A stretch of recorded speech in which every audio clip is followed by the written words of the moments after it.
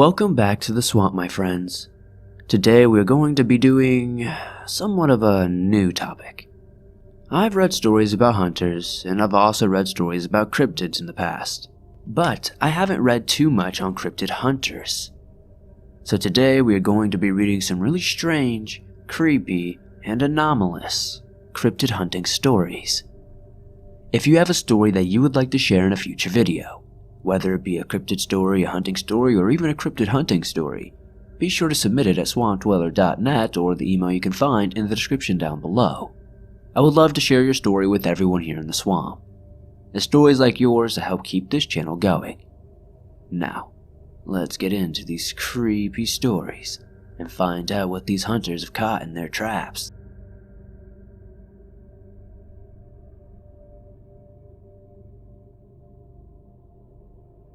A few years ago, my best friend went missing. He was a good man and a kind soul. Kind of guy who would give his only food to someone on the street who needed it more, even if it meant he would go hungry.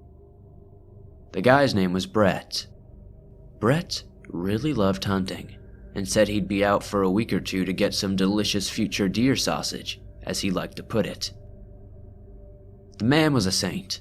And so, when he was a few days late from the trip, we all got concerned. When it hit a week, we dropped everything and went looking for him ourselves. For the record, we reported Brett missing a few days prior. The group on this search was myself and 3 of my buddies who we'll call Tom, Jim, and Daniel. I won't use my name, but you can call me Jack. Before we go any further, I should mention we live in Mississippi. Small details out of the way, let's get on with the story. The first day, or night, rather, that we went on a search, we arrived late and set up our campsite. The night was cold. It was November, almost December of an unseasonably cold fall, and we were tired. We knew we wouldn't be able to do much searching at that moment, and so we decided to sleep so we could get up bright and early and truly begin the search. We slept for a time, but at about 3 in the morning, I heard a completely strange sound. I'm not even sure how to describe it, but it woke me up out of a dead sleep. It was loud, that much I can say. Loud enough to rile up most of the camp and have us looking out of our tents. Daniel was the only one who was still sleeping, but that guy could sleep through literally the end of the world. Anyway, those of us who were awake eyeballed one another before deciding to get up and listen for a few minutes more. When we heard nothing, we figured we'd try to get another hour or so shut-eye. Going back into our tents, we slept. The alarms went off at 5 in the morning. We immediately took some provisions and our rifles and headed out into the woods in search of Brett. There wasn't much chatter in the morning as the sun crested the hills. The woods were cold. We had a mission, and we were intent on completing that mission. The woods were also quiet.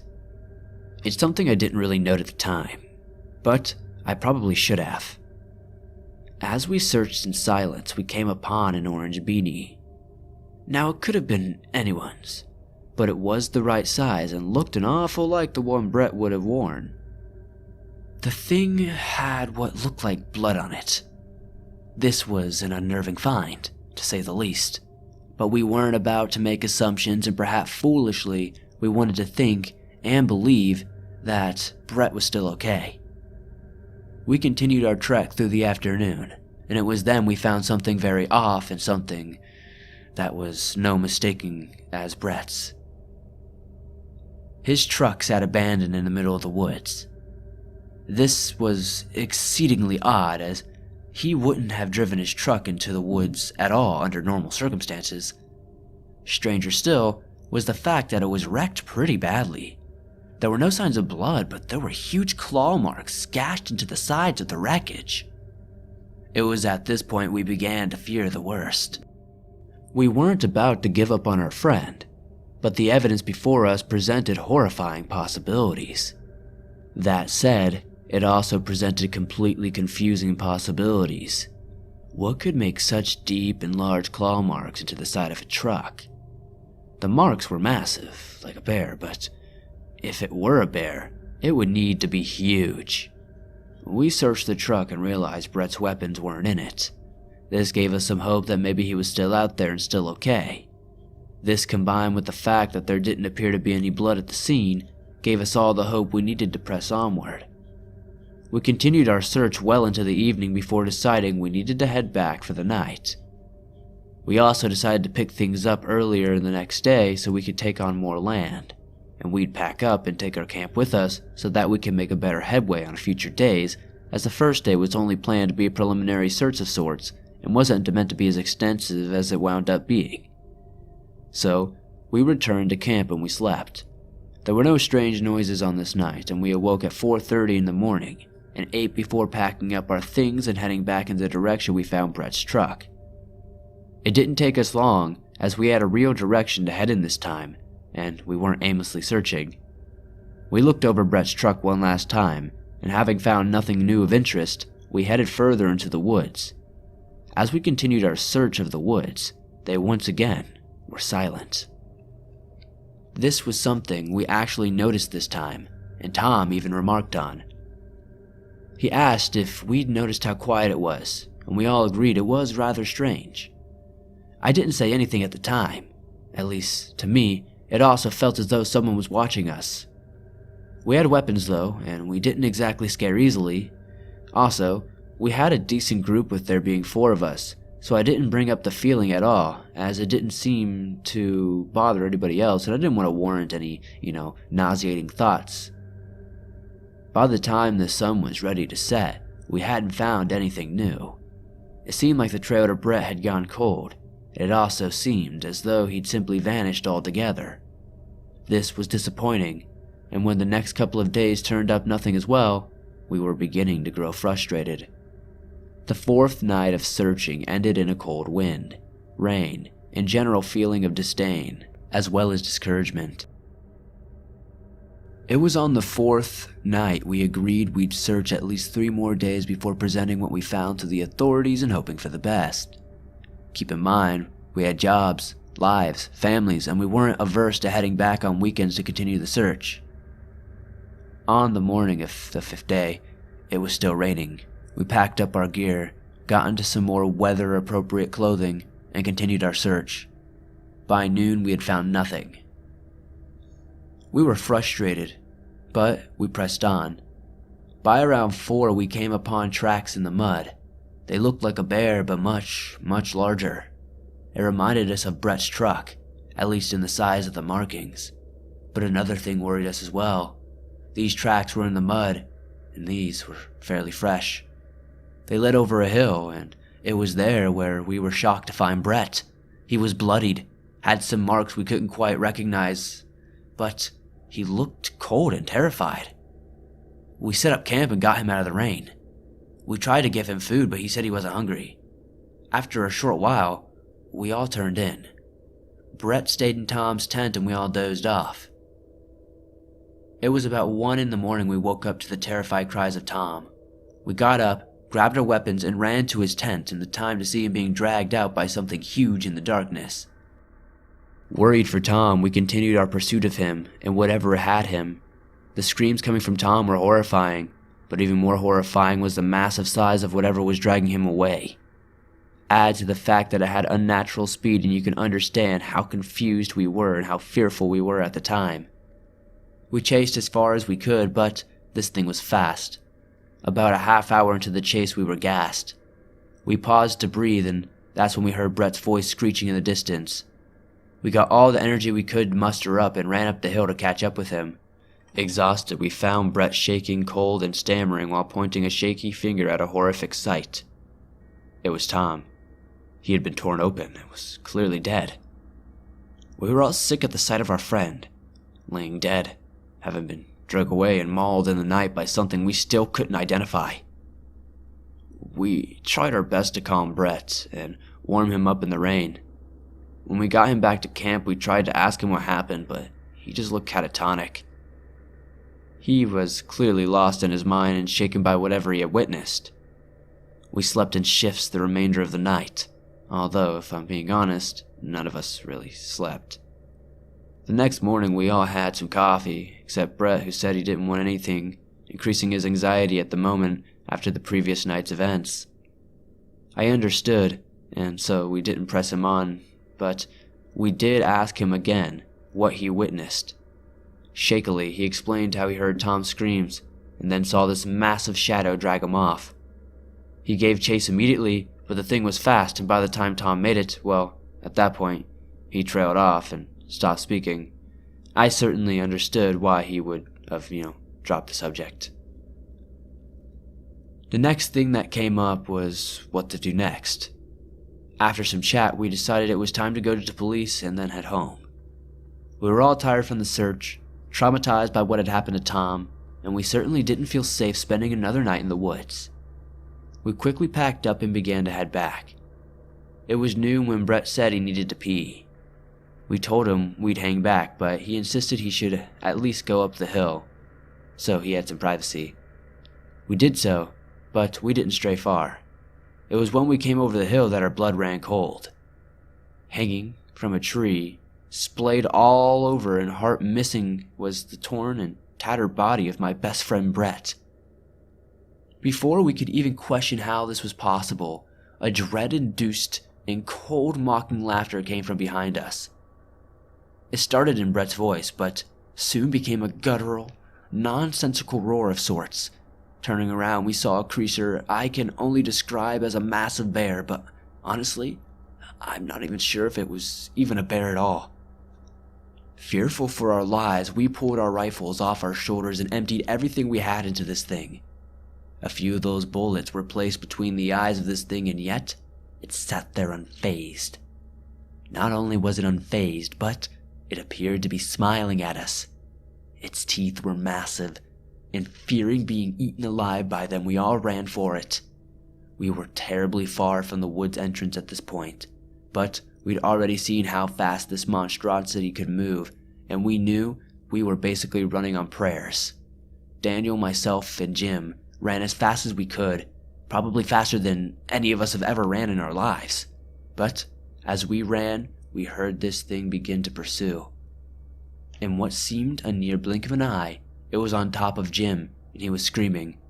We stopped and tried to go back for him, but it was too late. This thing was eating his insides in seconds. It was eating almost as quickly as it moved, and it was at this point that Daniel and I left. We couldn't do anything for Jim, and while you can label us as cowards if you wish, there was, again, nothing we could do.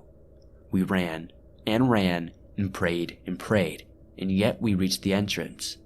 Jim's screams still in our minds. We are no longer pursued by whatever had killed our friends. We got in our truck, went straight to the police, and did our best to explain the situation. As you might imagine, we weren't taken very seriously. As a search was done for the bodies, they were never recovered.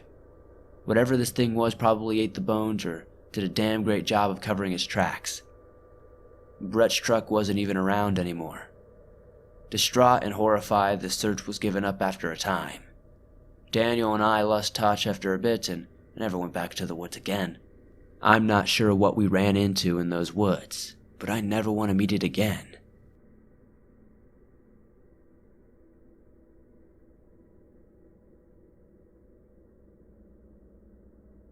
My name is Jonathan, and I'm going to tell you about my search for Bigfoot in the woods of Oregon.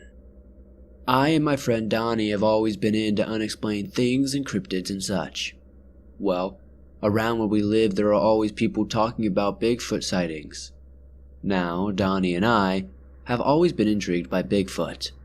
Growing up, we always said we'd find proof of Bigfoot one day. All that said, we decided to take some vacation time one summer and go looking. We figured, you'd never know, we might just find something. Also, if we didn't, it'd be okay because hanging with your best friend is always a good time. So, we set off with a strong sense of adventure and high hopes. The first day we didn't turn up much, but we had a wicked awesome stick fight and we shared some recreational goodness amongst one another. Full disclosure, we smoke weed, but unlike what Hollywood tells you, unless you lace that stuff with something special, you're getting some grade A amazing weed. You aren't going to be tripping balls. If anything, weed is relaxing. Anyway, The first day turned up nothing, but we were still happy and having a good time. Sometime around 5 in the morning, we were awoken by some sort of sound that made us excited. We were pretty certain we heard a Bigfoot call. We got some breakfast, packed our stuff up, and continued in the direction of the call. It was pretty sweet out in the woods, and the mountains and all. Oregon is a great place if you stay away from the cities. So, we trekked for most of the second day, talking about stuff like you would, like who would win a fight between Superman and Goku, an age-old question I know, and what would happen if we were rich. It was good times, and Goku would win hands down, by the way. Day 2 came and went, and there still wasn't much going on other than the call we heard early in the morning. Day 3, we were woken up at 3 in the morning to another call. It sounded like multiple big feet out in the woods, but we thought this was pretty crazy, but also totally rad as we didn't expect to hear this sort of stuff so quickly, if at all. We took our gear and continued our search, once again in the direction we heard the calls. This time we thought we'd found something. We saw a rather tall, hairy humanoid-looking creature, but we couldn't get a good angle, so we tried to move closer. As we moved in, this thing must have heard us because it darted off into the woods. It was fast. Like 1 second it was there, and the next it wasn't. We were there a tad upset because we couldn't get the footage we were trying to get, but we thought it was all good and continued our search. I mean, we might have seen it with our own eyes, but what good is that if you can't get it on camera? Plus, we were a bit far away, so it was hard to say for sure if we were seeing what we thought we were seeing. So, in that way, it was a bummer. But this vacation was turning up a lot of good times and we couldn't be too bummed out by that. Long story short, it could have been the weed, but we were pretty chill about the whole situation.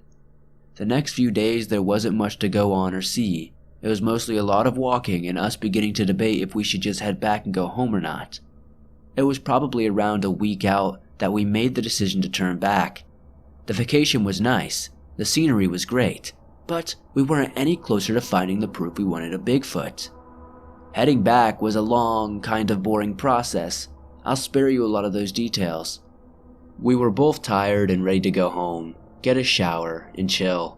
We were kind of over everything at this point. That said, we did eventually make it back. When we got there though, we realized our keys were missing to the car. This was the worst possible feeling as we had no idea how we would get back home, and we just wanted some sleep. Still, we needed to search, so we left our stuff sitting next to the car. We weren't really worried about being stolen as there was nothing really valuable or that couldn't be replaced, and no one was around at the time. Heading deeper into the woods, we backtracked as much as possible, looking at the ground and eyeing things pretty intently. I was beginning to feel kind of pissed off when I heard the sound of jangling in the distance. It was pretty loud as things were rather quiet, and it wasn't too far off.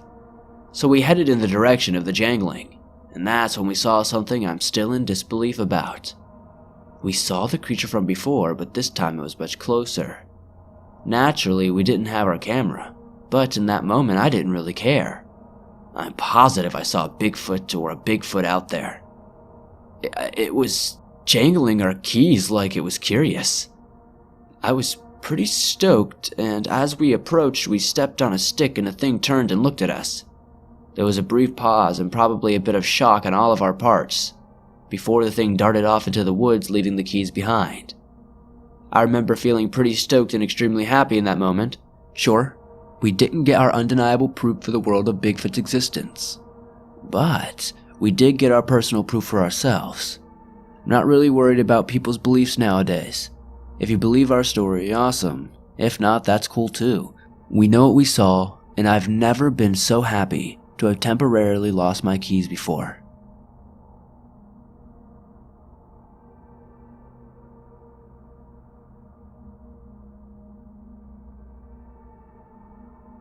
I've been sailing the seas for many a year. I usually do so as a fisherman. That said, about 20 years ago, several fishing boats in the Atlantic had gone missing while fishing. We fishermen are a tight group, and we captains like to keep in close touch both on and off the waters. There aren't many people who understand what it's like on the waters.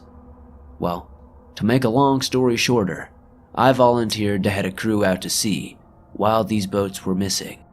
Well, to make a long story shorter, I volunteered to head a crew out to sea while these boats were missing. Now, there is a lot of superstition that runs through sea captains.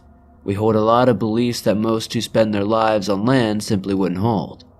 So, while we figured it was something to do with the inclement weather or the like, there was still that creeping part of me that wondered, what if there were more? I mean, 10 boats had gone missing in a short span of time. A few weeks, really. A lot of the missing crew and captains were well seasoned, much like myself.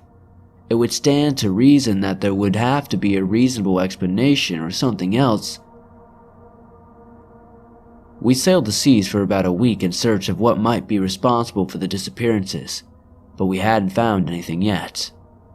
That said, at night, there was a strange feeling. I describe it as ominous.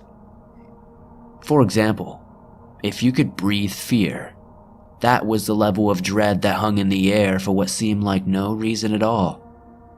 There was just something about the nights around the waters in the area that just felt off. 3 weeks into our investigation, one of our crew threw himself off the ship. We tried to go back for him, but once he was in the waters, he never came back up. He just sank. If that wasn't startling enough, there was once or twice where our course had been altered by something that bumped us from underneath the waters. We weren't in an area with any land, and we weren't in icy waters, so something was in the waters themselves. I still remember the fear felt by myself and the crew both times it happened. It wasn't a massive shove, but it was enough to change our course and enough for us to notice.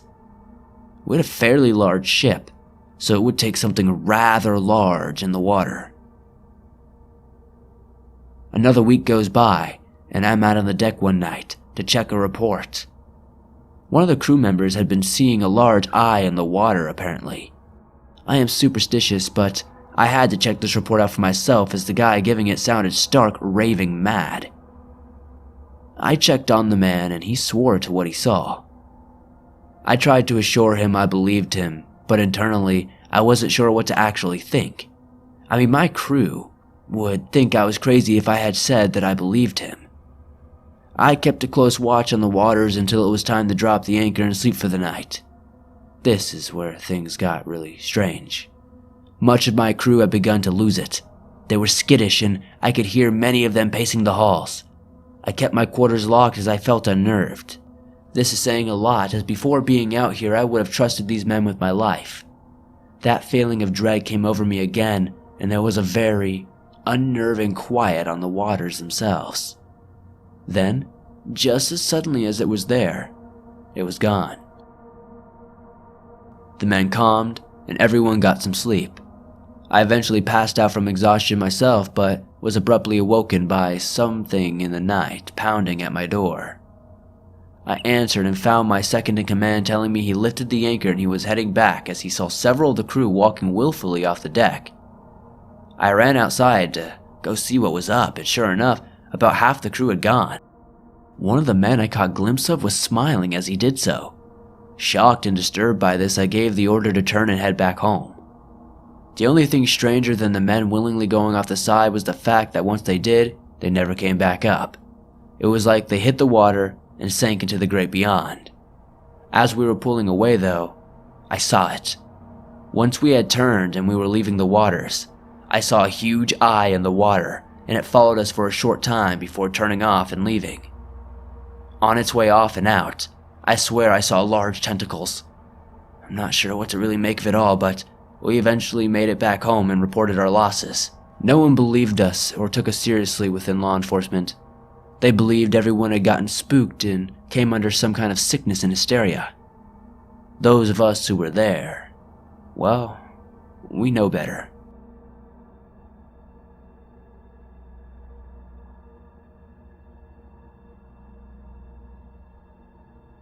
I'm a retired Marine who has seen my fair share of combat. I've had plenty of close calls in my lifetime and some crazy stories to go with them. That said, I've never encountered anything quite like a Wendigo. To preface this story, I want you to understand I'm very familiar with cryptids. I spent years studying them as a hobby even while in the military. So when I found one roaming the woods in my area, you can imagine how excited and shocked I was all at the same time. My first run-in with one was while driving home late one night. I rounded a corner and nearly totaled my vehicle by hitting something massive. The thing left the scene quickly and unscathed, but not before I saw its body and smelled the stench of rotting meat. Being it was so close to where I was living, I made it a point to be wary. I didn't want myself or anyone in the area to be in danger, so I readied myself to go looking for this thing. The next morning, I got up bright and early and prepared a few things. I went looking for any sign of this beast. I knew they were more likely to come out at night, but I wanted to see if I could find any clues as to where it was holed up at. As I searched the area, I noticed that I couldn't find too much going on, so I get my gear up and prepared to camp for the night. I had a few things up my sleeve should I encounter the thing. I loaded my weapons with silver bullets and made sure to have plenty of flammables on hand. I waited, and the first night was tense. I could hear a ton of rustling in the woods, and at one point I saw the thing, staring at me from the darkness. I sat by my campfire and drew my weapon, but before I could do much it was gone. It wasn't long after that I decided to turn in. As I headed to sleep, I felt the presence of the thing. I was quite sure it was stalking me now, and as such I laid down, gun in hand, prepared to fiend sleep and fire. The thing never made its move. Either it had an idea of what I was planning, or it was waiting, possibly trying to simply intimidate me into leaving, or even trying to drive me mad with paranoia. The second part of that thought is what concerned me the most.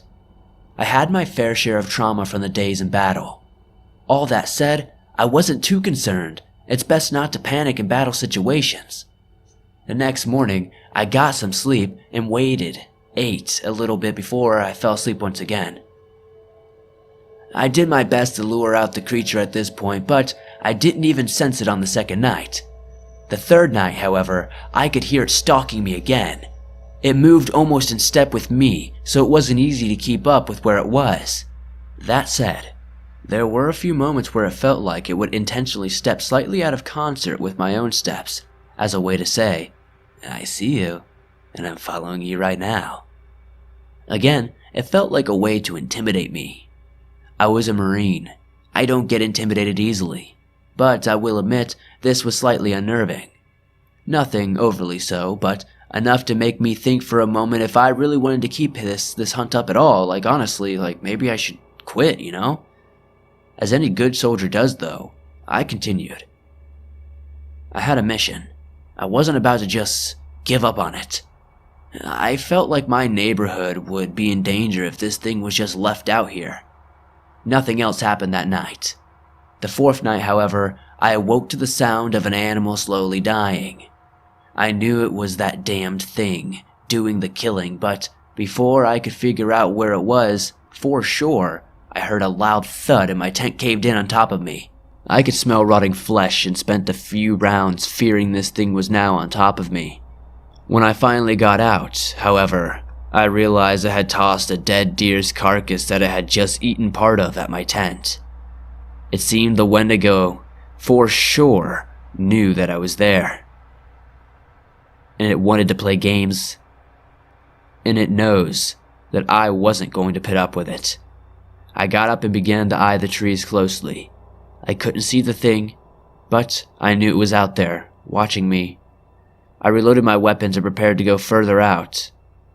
This was a night I wasn't going to just let by. I was going to make something happen. I was going to find this thing, and I was going to kill it. A familiar stench filled the air, and the woods grew quiet. I scanned the area when I heard something from behind me. I turned to fire, but then I heard a voice. It was the voice of a dead friend.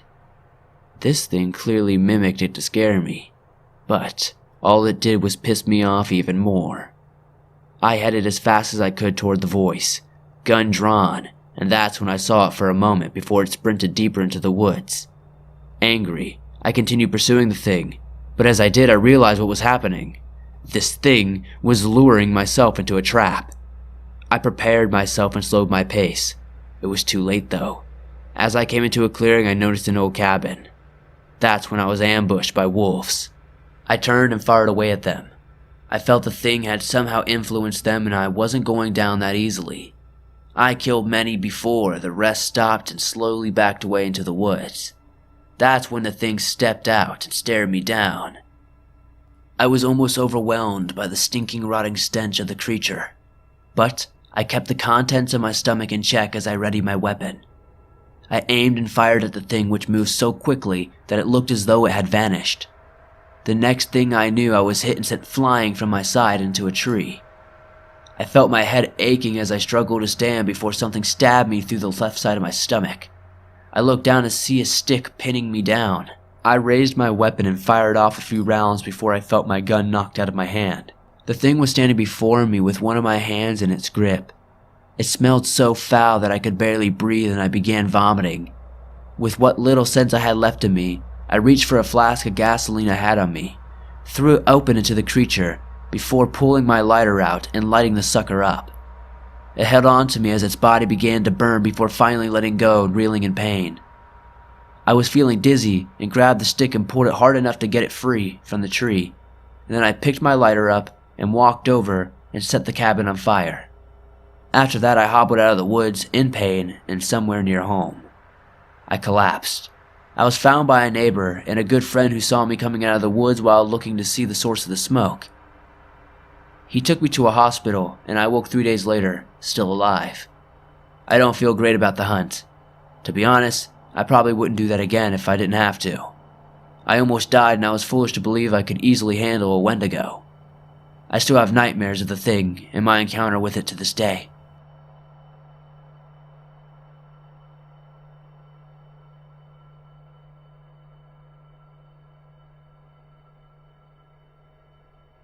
My name isn't important to the story, so for privacy reasons I won't be sharing it or my exact location.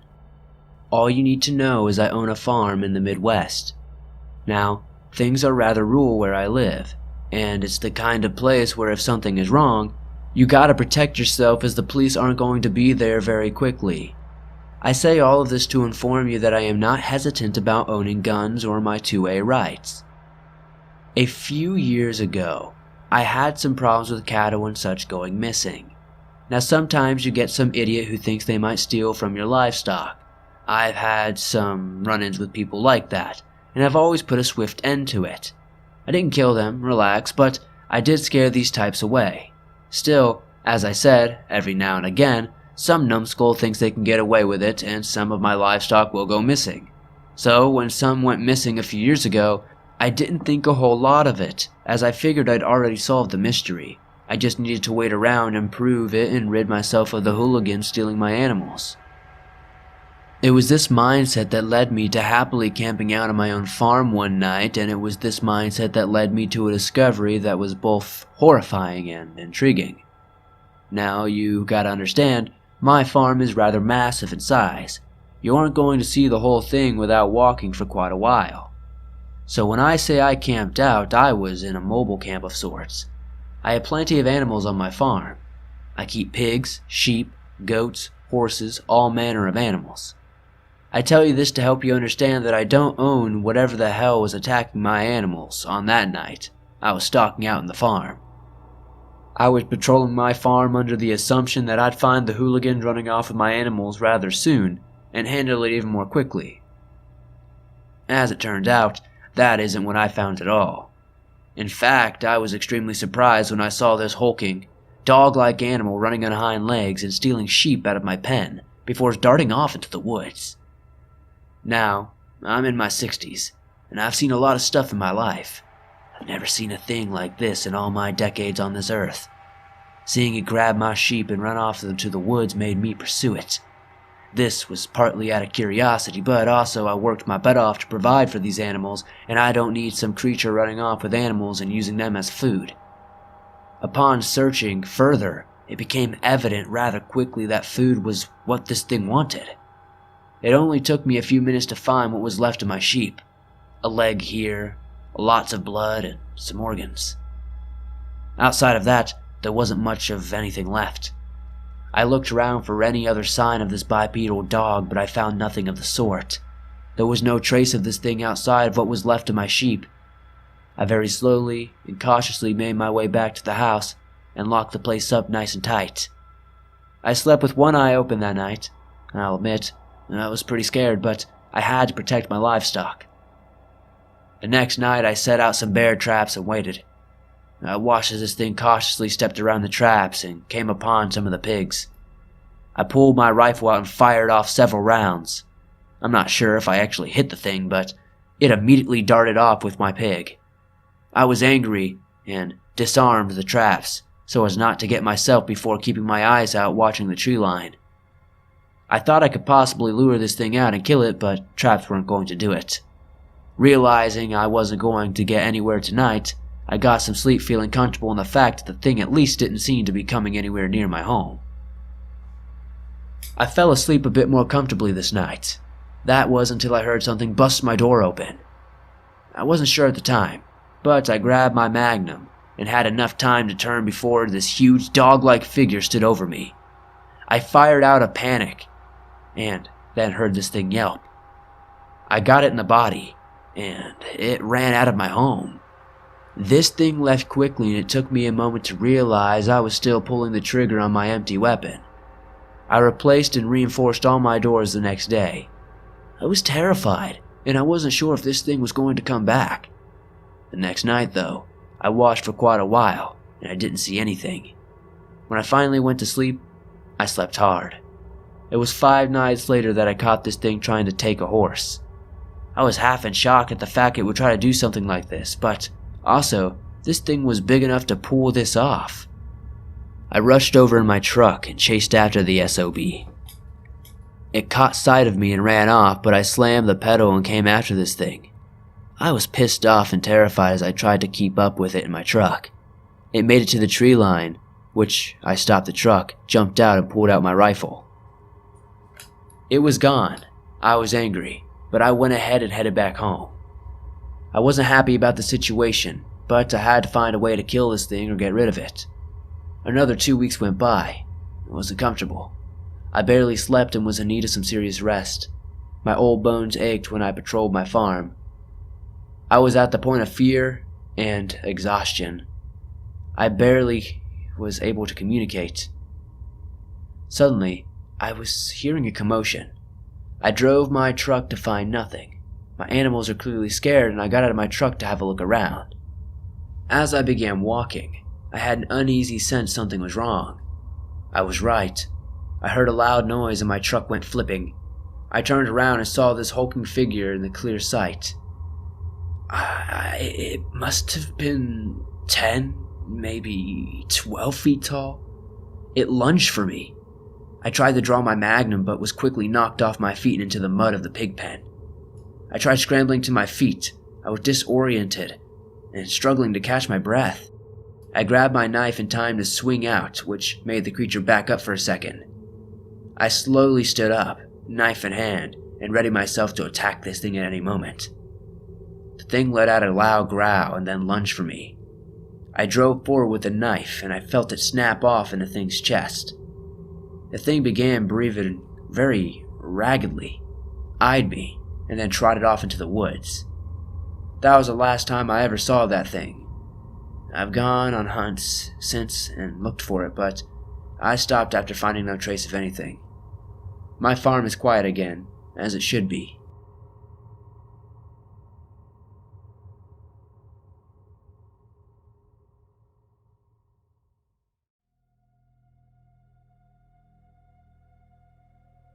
I live in a small house near some woods where strange noises are pretty standard. One day I was all alone with my girlfriend. We were watching some movies when we heard something strange coming from the woods.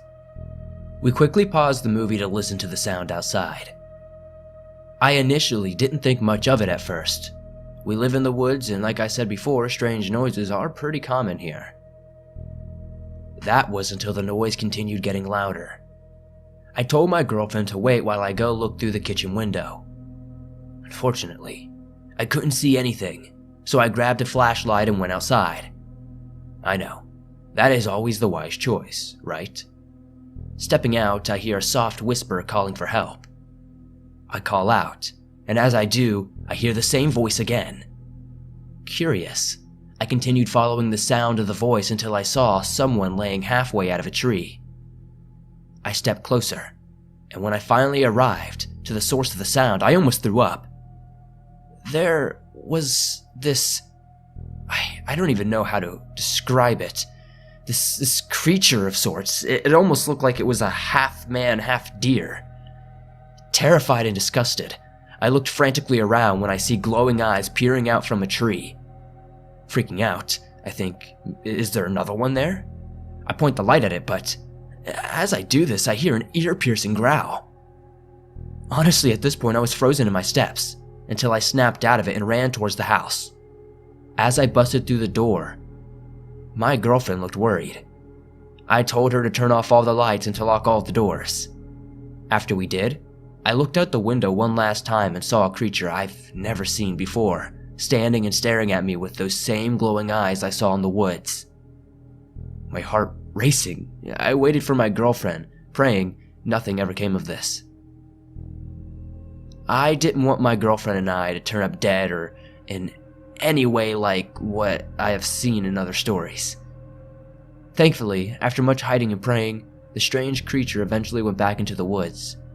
To this day, I don't know what it was, but I've never seen it again. And I sure to hell hope I never see it again.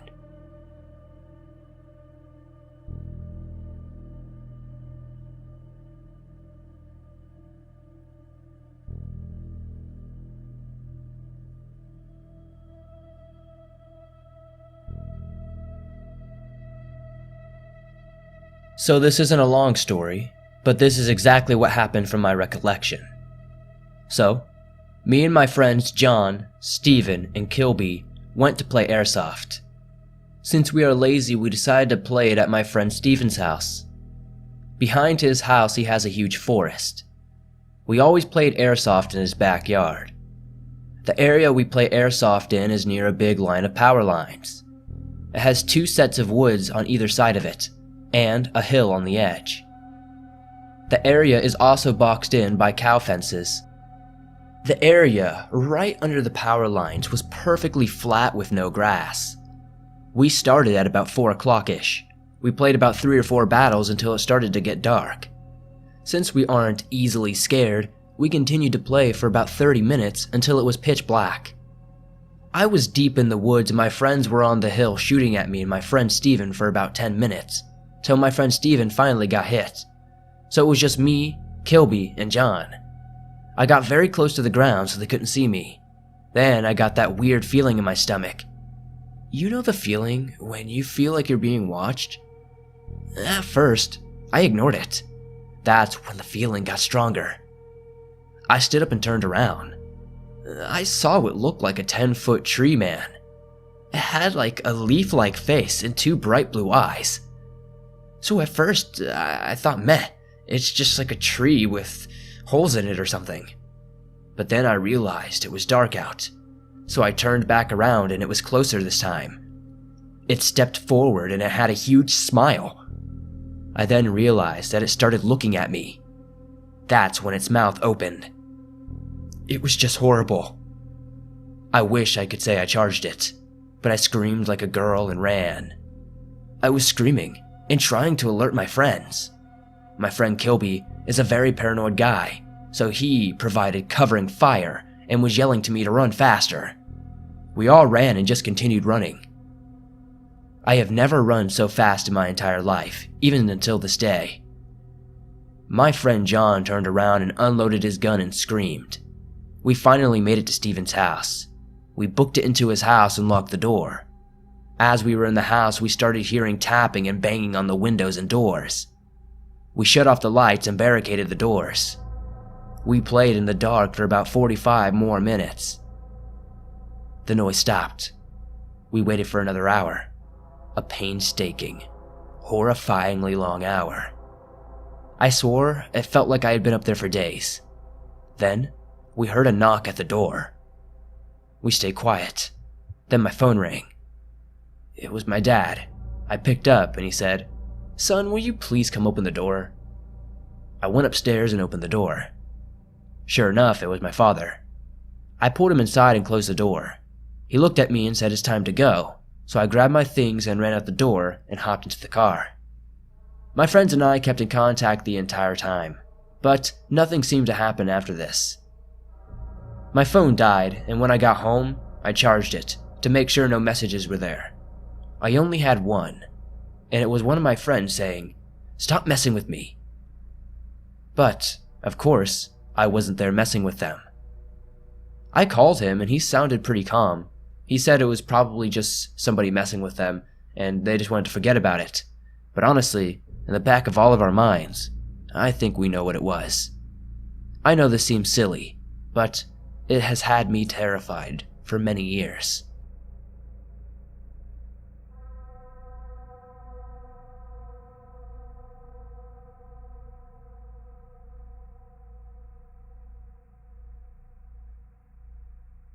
After hearing some of the stories on your channel, I got the courage to finally tell mine. I've never opened up about this and I've never told anyone. This happened a couple of years ago in mid-October in northern New Mexico. My brother and I went up to our ranch to do some coyote hunting, as we had just lost some calves to them. On the way we picked up some fresh roadkill to help get the attention of the coyotes. We threw this dead rabbit in the middle of the field, and we sat in a high formation of rocks overlooking the property. We were sitting about arm's length away from each other but facing different directions. I was watching the north side, glancing through my scope to watch the tree line. My brother was watching the south end, and after about an hour of waiting, he tells me, "Look, something just spooked the cows. They're all running away." I turned to face the same direction and we both got prepared to shoot if it was a coyote. Once the cows cleared the area, the only thing to walk out of the tree line was this deer. This wasn't just any deer though. It was a monster of a buck. The body and antlers on this thing were huge. It looked like a small elk. Other than the size, there was nothing abnormal about this deer. I have to guess we watched it for a few minutes grazing at least 250 yards away.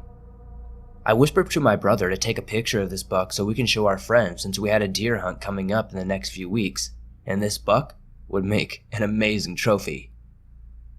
This is where it gets crazy. It was like the deer heard me whisper. He looked straight at both of us, holding the stare for a few seconds, and then it began to grow.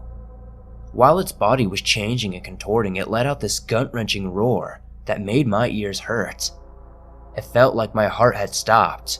All of a sudden, this deer was now standing on its hind legs. I stayed in more shock when the deer started to yell. At first, it sounded like gibberish, just making weird sounds. But eventually, it started to almost sound like words. It was never distinguishable, though. It ran to the dead rabbit and grabbed it, while it cleared the whole property in just a mere second. There are several hundred acres of land, but that thing was out of sight in the blink of an eye. My brother and I sat there trying to figure out if we were going crazy and if we were just seeing things. We decided not to talk about it with anyone in fear of being laughed at or being accused of drinking or being on drugs, which honestly we both don't do any of those things. Now, fast forward to our hunting trip. It was my brother, 2 friends, and myself. We took a camper to the ranch, and the first night, one of our friends kept seeing red eyes in one of the camper windows and said he could hear breathing next to the window while he was laying down. My brother and I pretended like it didn't happen, and told our friend he was just excited for the hunt tomorrow. But we both had a freaked out look on our face and we were constantly checking out the window. Once the morning came, we split up in groups of 2. My brother and a friend decided to take the public land a few miles away from the ranch, while our other friend and myself would circle the property. We returned to the camper with no luck, at around lunchtime. While we were cooking, I noticed my brother seemed a little nervous and was acting funny, and our friends just thought he was sick. Before we started eating, my brother asked if he could speak to me alone for a minute. We walked away and he started to tell me what happened after we split up. As the 2 drove away from the camper, our friend got out of the truck to open the gate. He told me that as he was waiting, he just happened to turn his head and saw antlers behind some bushes. That's when the thing stood up and my brother realized that it was the creature. Again, it was standing on its hind legs, and that it had smiled with fangs showing. He continued by saying that it didn't walk or talk during this encounter, but he could somehow hear its thoughts. He claimed the creature was able to communicate telepathically, and he was told that our land is cursed and that our lives are in danger if we are not careful, because he would be hunting us and will kill us at the first opportunity it gets. Just by hearing my brother talk, you could hear the concern in his voice, and it really shook him up. We both decided to leave that night. We just told our friends we got called in to work and we had to show up due to an emergency. We would have used any excuse to leave. It's been around 3 years since this happened. We haven't seen the creature, but we know it's still around. We have lost multiple cattle throughout the years and have been noticing that they have died in some really strange ways, like full-grown bulls hanging from trees or entire carcasses left but without a drop of blood. We obviously still go to the ranch, but we are all well armed. Although I have a feeling a bullet wouldn't kill this creature anyway. We just don't feel comfortable in the mountains anymore. I know it sounds crazy, but there really is strange things out there.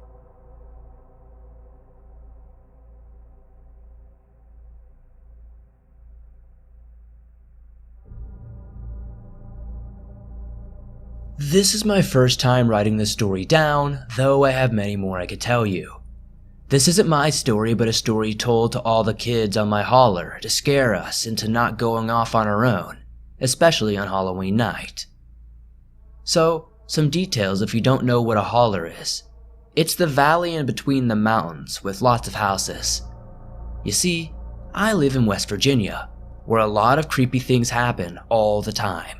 From ghosts to creature sightings to people just disappearing. In the 60s, there was a massive flood that killed a lot of people, so you can imagine the ghost activity around here. Anyway, the holler is long, with one bridge in or out, and yes, our roads are paved, but the road turns to a four-wheeler trail pretty quickly. Now, when this happened, which was in the 50s at the end of the holler, they had what everyone called a community gate, which was basically a fenced-in area that went halfway up the holler, and people brought their horses, cows, and pigs, etc. In the morning, they would bring them, and at night, they would have to take them home, and there was always someone watching them. But these two coal miners had to work late one night, so everyone took their animals home but the two men's cows. It was 2 cows and a calf. My dad would always get serious at this part and leaning closer to us kids and say it was pitch black because there were no lights, but the light of the coal lanterns they carry. When the men went to retrieve their animals, they were gone. They figured the cows wandered off, so they got their buddy and his horse, and they started riding up around the holler to try to find them. They made their way up, and soon they ran into the first cow, who was torn to pieces. Being experienced hunters like everyone around here, they knew no animals around here could have done this. It looked more like the killing of some sort of satanic sacrificial sports or something. They were enraged, maybe even rabid. So, they gripped their rifles tight and continued on to find the mama and her calf. They were almost to the end of the gate when the calf ran past them. They were still on their horses and one man jumped off and readied his rifle. They inched closer when their horses started to buck and threw one man off. The other got down and the horse went running off back to the front of the gate. One of the 3 lanterns was their only light due to the horses freaking out, and the man was thrown from the horse. He lost his gun. Scared to death, they were ready to go back, and that's when they heard a low, deep growl. It sounded like a panther, but they were rarely spotted this far down the mountains. They quickly turned to see red, glowing eyes staring at them with the body of a cow underneath it. The creature was hunched over, but you could easily tell that it was a large black mass. This was something neither of them had ever seen. It wasn't a bear or even a Bigfoot. It looked demonic. It just stared at them, seemingly forever. They were too frightened to move. Then, this thing smiled at them. it was an ear-to-ear type grin. It was almost like, I don't know if this makes sense, but if you've ever seen the smiling man's grin. One of the men finally snapped out of their shock and shot this creature. It made a god-awful, blood-curdling scream which made the other man shoot his gun. The creature ran up the mountain. It took them a while before they walked back down to the gate. They picked up the calf and horses and then went home. For the longest time, the three wouldn't speak a word. They just said they saw something that will haunt them to their last day. Eventually, one of them finally told this story. I'm not sure if people actually believe it, but it kind of turned into a legend around here. The older folks tell the kids to make them believe. The demon hauler will come and get them if they don't behave. I know, kind of brutal, right? Of course, as kids, we used to go up there and see how long the others would last till we got scared. We did it in our teens, and heck, we still do it as adults. We will tell the kids today the same story, and most likely they'll tell their kids. West Virginia is pretty known for being creepy.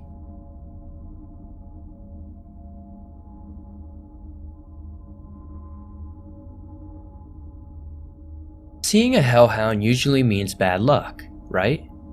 What if it was protecting you though? So, this happened 7 years ago, yet I remember it like it was yesterday. I was a normal 7-year-old boy. My parents started moving and our first trip was to a 2-story house in the forest. I kept feeling like something was following us as we drove, but I never saw anything. So, once we had gotten to the house, I ran inside. It was pretty much a normal day. That night I heard growling when my parents went to sleep. I slept on the second floor. I saw a large black wolfish creature. It was like the size of a polar bear. There was a white creature slightly larger than a wolf as well. And I think it might have been a wolf too, I'm not sure. There were many dogs and other mammals surrounding the house. The black wolf had its back to the house and it looked like it was in a defensive stance, like it was protecting us or something. So the white creature ran towards the black creature, causing the mammals to move closer to the house. The two creatures wrestled for a while, barking and growling as they fought. The black one had won. As I was watching, the white creature ran away into the darkness, followed by the army of mammals. The black creature turned around and stared right at me. It had glowing purple eyes. It nodded, turned around, and ran, jumping over the trees, disappearing. I was scared and confused. The next morning I ran outside and saw ashes where the black wolf was standing, and more tracks with ashes in them in the direction it was running.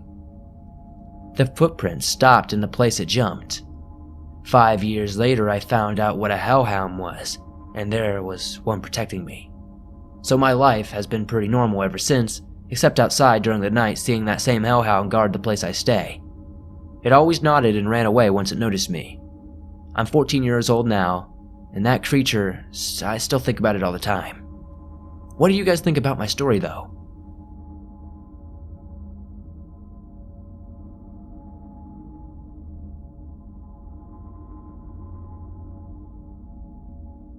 I would like to recount this story from my childhood, when I must have been around 13 years old, on a New Year's night in the southern English countryside. I grew up surrounded by countryside, and was no stranger to being out late at night, alone or with my dog. I felt comfortable being outside at all times. After all, the English countryside is supposedly predator-free, from the occasional, fox or badger, or a rutting deer. There was little to fear.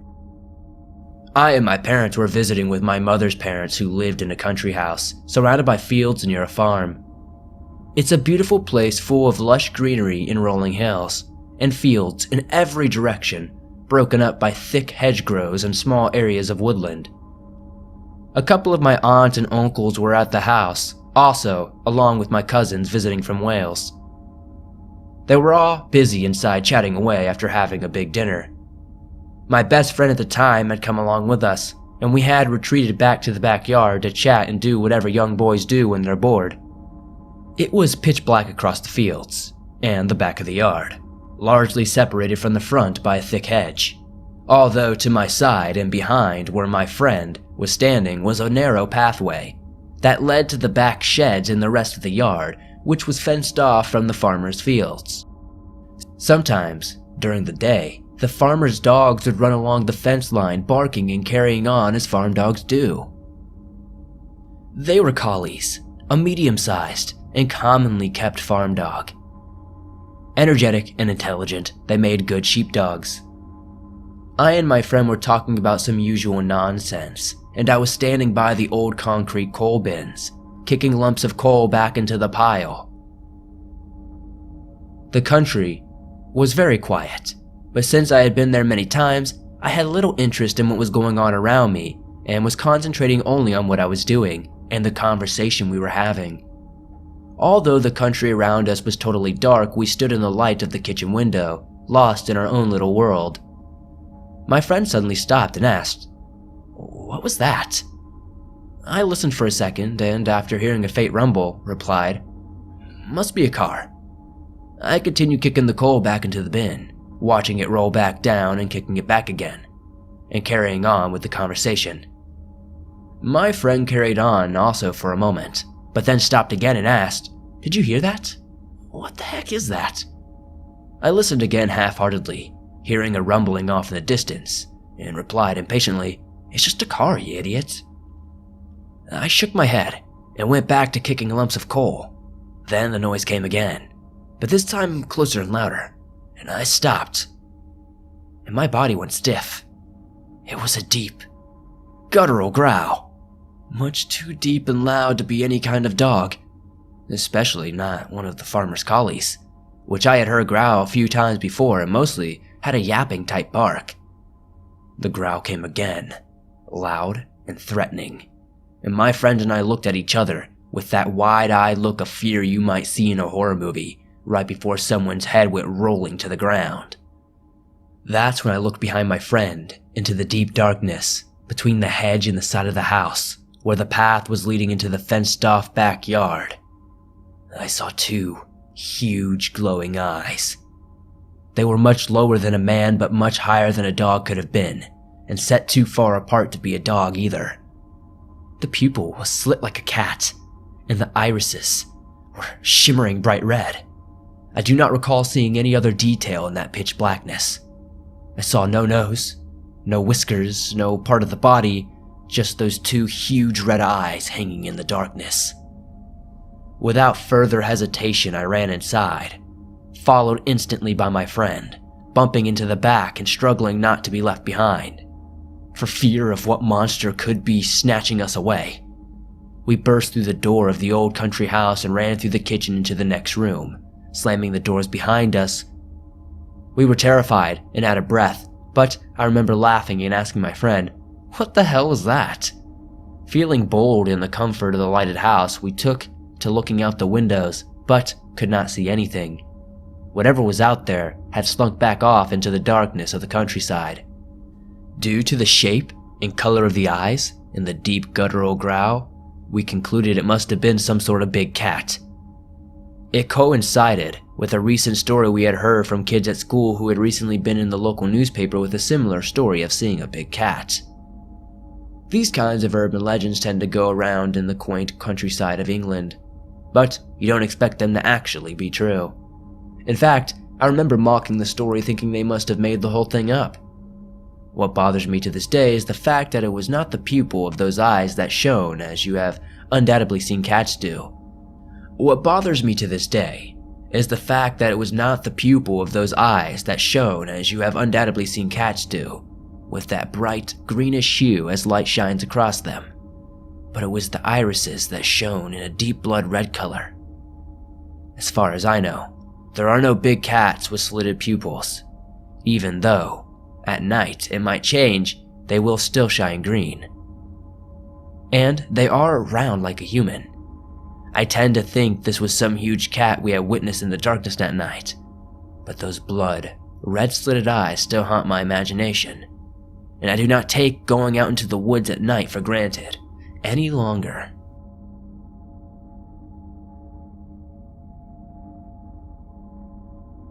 My family owns a lake house in North Georgia. We've had it as long as I've been alive, about 28 years now. It's off a secluded road in a small cove, and the neighbors only visit during the summer and spring seasons. Our lake house has been robbed before, as have our neighbors, and we didn't even know about it until weeks later. To put perspective into just how secluded this part of the lake is, for as long as I can remember, I've always had the most vivid nightmares and experiences at that lake house, most of them including having a cryptid of some sort. I didn't know if these dreams had some real weight to them or not until a few years ago. I used to go up there before I moved out of my parents' house to blow off steam and spend some time alone and occasionally smoke. I always went in the off-season during fall or winter for that extra effect of complete seclusion. The lake house itself is 2 stories and down a large hill. The tin roof is a steep A-frame and impossible to climb, save for a small partition over the master bedroom itself. You can only access that by a ladder on the left side of the house to clean the gutters. The front of the house has 2 large floors-to-ceiling windows, facing the lake, and leads out to a 2-story deck over the water. If it wasn't for the seclusion, there would be little privacy due to these open windows. Not to mention at this time that there was no internet here and a cell phone signal was very limited unless you climbed to the top of the quarter-mile long driveway. I believe this was about 4 years ago. I went up to the lake, sometime in late September, to work on writing my novel and to spend some time alone. It was a normal day, gloomy, misty, and the water in the cove was all still as glass. At night, I could hear the remaining crickets and tree frogs of the season chirping in the night. Just the way I loved it there. It was about 2 a.m. when I decided to go to sleep in the master bedroom. I'm a sound sleeper, but a loud bang on the tin roof above my head tore me out of my dream state, heart racing. It was like a gunshot on the tin above me, but I had heard that sound before, especially in storms. I assumed it was a large acorn striking the roof and calmed my nerves in order to fall back asleep. Then I heard the tin bend and wobble as if something large had stomped upon it, or landed for that matter. It was still for at least 5 minutes, long enough for me to attempt to rationalize what it could have been. I then noticed the chirping outside had stopped, the metal warped again over my head. Something very large was moving across the roof. I could hear each dent in the tin. Another sound I can't quite describe mixing with the sound of the tin. If I didn't know any better, it sounded like hooves? I had never seen a deer at the lake house despite its seclusion, and for a hooved animal to reach that area of the roof would have been impossible since it was 8 feet off the ground. I laid absolutely still in bed, hardly breathing as I struggled to rationalize and swallow my fear. I always had a huge interest in the unknown and have experienced many strange happenings, some of the others which I will share in the future, but I always faced them and with interest and confidence, never an ounce of fear. I consider myself to have good survival instincts, and in this time, my instincts were shouting danger to me.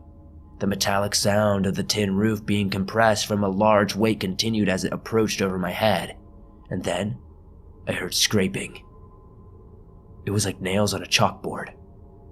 I regained the ability to move as my instincts told me to get out of there, and I moved in a slow motion as I slid out of bed and stepped on the floor, careful to not step on the creaking old floorboards and alert whatever was out there. I got on my hands and knees to crawl out of the bedroom into the main foyer, passing by the fireplace to do so. The sound was almost amplified as I crossed the open fireplace and chimney, and I think I heard growling. It was very low and didn't exactly sound threatening, more so like a purr of some sort or a trill, but it was like nothing I had ever heard before. I crawled between the sofa and the coffee table, attempting my best to avoid the large windows. The metal warped again, a loud sound as the metal popped into place as if the animal had jumped off. From the couch, I could see from the open kitchen and the clock over the stove that it was nearing 4 a.m. I waited until 20 minutes had passed and I didn't hear anything else. At that point, I had time to use my rational thought and remember the times we had been robbed, as had our neighbors. Knowing no animal could have reached the roof, I assumed it had to be a home invader that had climbed the ladder. I remembered my dad kept a BB gun in the tool closet on the other side of the lake house. My fear had left me, and all I was left with was adrenaline and a rage, an instinct to protect my home. I got it from my hiding place and located the 20-year-old BB gun. The gun itself was rusted beyond belief, and I couldn't even load the damn thing. But it looked real, and that was all that mattered at this time. I gathered my courage and unlocked the door to the patio deck, and slowly creaked open the secondary storm door. Stepping out into the clear night, it was too quiet for my liking, but at least whatever it was seemed to be gone. I tiptoed barefoot to each side of the patio deck, peering over to my neighbors' dark homes and up the driveway. I used my phone flashlight to check my car in the driveway. No slashed tires or broken windows, thankfully. I turned off the flashlight and allowed my vision to adjust to the darkness before I gathered enough courage to raise the BB gun and slowly make my way down the dry, rotted patio stairs to the left wing of the house. The roofing above the master bedroom was empty. The ladder was still in place, and nothing was there. I was relieved and decided I needed to call it a night. The anxiety of the previous event wore me out. I walked back up the steps and went to re-enter the home when chills crept up my bare arms and hair was standing on end. A feeling paralyzing me in place as I suddenly felt like I was being watched. I held my breath. Inches away from the door, the large A-frame of the house towering above me, and I felt I needed to look up. I wish I didn't. As I backed up to get a better view of the steep A-frame, a black figure came into view, perched on top of the steep roof. A black, triangular head was attached to a large body, much bigger than any man I had ever seen. The purring or trilling noise returned, and my heart thumped wildly in my chest as my horrified gaze met a pair of glowing, yellow eyes. I whipped open the storm door and pushed my way into the house. I slammed the door, bolted the lock, and ran into the guest bedroom on the other side of the house, the only one not having any windows. I shut the door and crawled into the lower bed of one of the bunk beds in the corner, clutching my phone and the BB gun to my chest. I don't even know how or when I managed to fall asleep. I woke up at 9 a.m., my neck aching and stiff from my awkward sleeping position of being huddled in the corner against the bunk bed post. I hardly remembered why I had the BB gun, but when I did, the familiar chills and adrenaline struck me. I found a more comfortable position in the bed and laid for at least an hour, wide-eyed, wondering if there was still anything out there.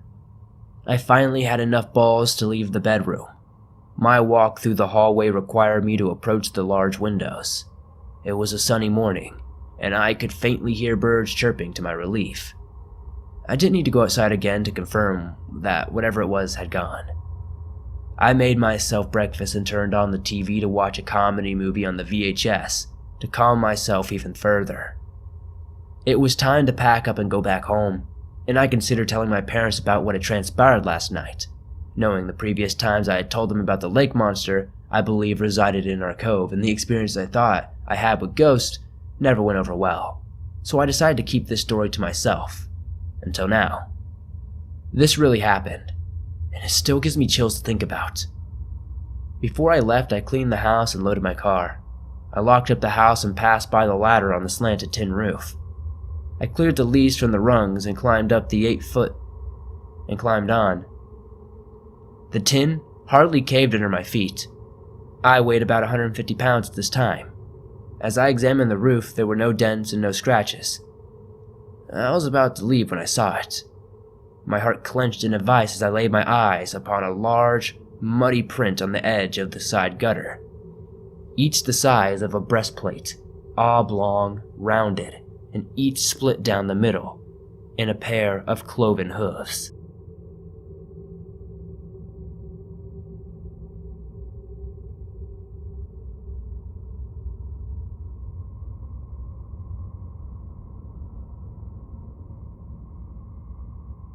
I had told the story about encountering a possible cryptid on a 130-acre ranch while out hunting. Personally, I cannot say I know exactly what kind though. Skinwalker, Wendigo, maybe something else. I do know exactly what happened when I went hunting for it a year later though. Before I start, I would just like to warn those who think it's a good idea to go looking for these things. It is absolutely not. A year after my first encounter, almost to the day, I returned to my friend's 130-acre ranch. We will call my friend D, as in the last post. Since my first encounter with the towering humanoid figure, I was determined to find out what it was. I am the type of person that if something scares me, I tend to confront it, so I will no longer be scared or just to prove to myself that I'm not a chicken. This was one of those moments. I arrived at the ranch around mid-afternoon, my bags full of ammo, and my trusty 30-06 and a 45 in hand. I told D about my plan to go hunting for this so-called Wendigo or whatever, and asked if he would like to go. Being his land, he was curious to see if there really was anything unusual happening on it. He believed I had seen something as we were good friends, and he had never seen me so shook up as I was after my first encounter, so he agreed to come along. We waited until about 3 a.m. to head out. Almost immediately the spook factor was greatly increased as an extremely thick fog rolled in. Also, it was a supermoon, so between the fog and the supermoon, it was a perfect setting for a horror movie.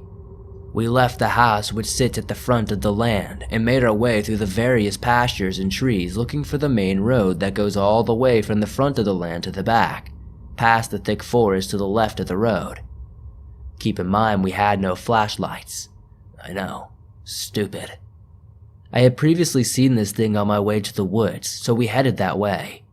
It was extremely difficult to see the fog as it was so thick. You could barely see anything right in front of you, just silhouettes of cows and tree-like shadows passing by us as we walked. Suddenly I hear, "Help me!" I turn and could barely make out D laying on the ground writhing in pain. I knelt down to ask what happened. He said, "I stepped in a cow track and twisted my ankle. I can't go any further." Being the awesome friend I am, I helped carry him all the way back to the house. Being incredibly brave, or stupid, I traded him my 30-06 for his 12-gauge loaded with buckshot and headed back out, alone, no flashlight. I got back to where I thought we were before, and continued on. I moved slowly because it was hard to see, and I did not want to end up like D. Shotgun loaded and ready to rock, I crept through the fog, taking a step, and pausing, listening before I took another. Suddenly I hear the sound of cows moving as a herd. They were moving away from me, fast, as though something spooked them. I assumed it was just me that spooked them, and I kept moving. Then I noticed the sound of the cows had faded fast and it was now dead silent. No crickets, frogs, owls, or any known creatures of the night. The quiet was almost deafening. Then I heard a voice. "Help me." I won't lie. I just about soiled myself. I heard it again and realized it was D. How did he get back out here? He couldn't walk as his ankle had swollen up 3 times its size, and he didn't take the truck. I would have heard it or seen the headlights. I spun slowly in a 360-degree circle, scanning the milky darkness. "Help me." It came again. This time closer and followed by the smell of what I could only describe as rotting flesh. I noticed there was something off about D's voice though. It sounded synthetic, like someone was trying to mimic his voice through a speaker, but couldn't get the tone right. It sounded more like a question than a demand. At this point, I was absolutely certain that whatever was lurking just outside my range of vision was not D. I pointed the shotgun in the direction I thought the last cry came from and pulled the trigger. The gun kicked and the sound echoed across the pasture, slowly dying out. I waited for a moment, nothing but quiet. Then I felt it, a rumbling that started in my feet, vibrating up my legs. Something heavy was running and impacting the ground hard. My first thought was, Great, I'm gonna get stampeded by some cows. But this was no cow. From behind, I was hit hard, knocking me off my feet. I landed on my stomach but instantly rose again, just in time to see a black, dark figure disappearing into the fog. There was a pause, and then the rumble began again. This time I could clearly hear what direction the sound was coming from. As it got closer, I braced for possible impact. I was expecting a mad cow or a big hog, but to my shock and dismay, that is not what I saw. This thing moved unbelievably fast, but I was able to make out its silhouette. It had to easily be 8 feet plus, ran on 2 legs, and had almost a skeletal body. It hit again, knocking me back about 3 feet onto my butt. I rolled onto my stomach and pointed the gun and fired. I must have hit this thing because it made a sound that caused me to drop my gun and cover my ears. It was that loud. The sound was like that of a squealing pig, a screaming woman, and nails on a chalkboard all coming from this thing at the same exact time. Without delay, I stood up and started to run. Ankles be damned, I made it back to the house. By then, Dee had already gone to bed and the house was quiet. I sat there until the sun came up in total shock. Did I survive a possible Wendigo attack, or something else?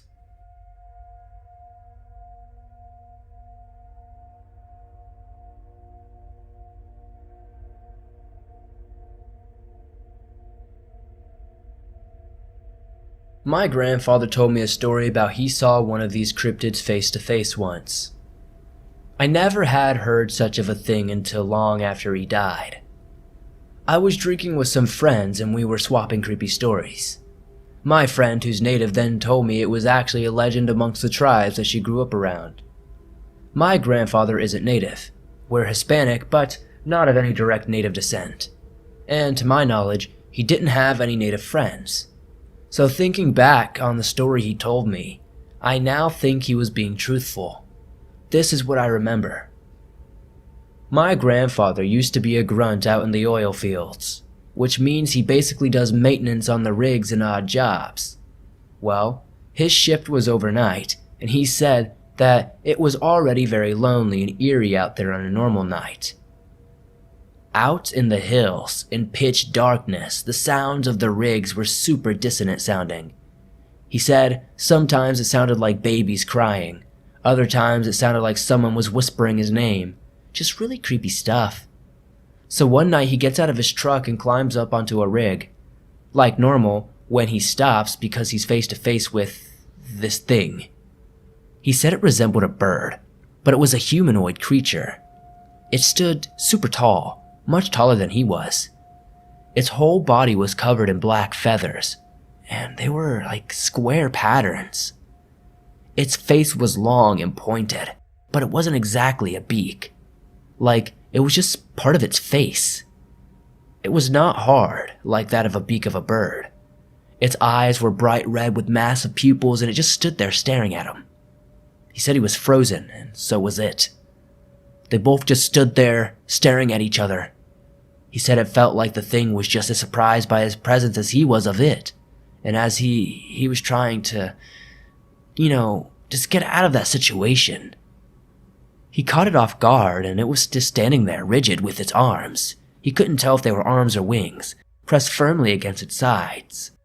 After a few minutes, Grandpa regained control of his legs again and started to walk back down the rig's ladder, as slowly as possible. The thing seemingly stayed put, didn't move a muscle, and didn't blink. He said as soon as he touched the ground, he booked it back to his truck and got the heck out of there. The story always freaked me out. Like any other Latin grandpa, mine had countless stories about creatures and ghosts and stuff, but this one, I feel like this one was too weird to be made up. Years later, my friend basically confirmed that this thing is real.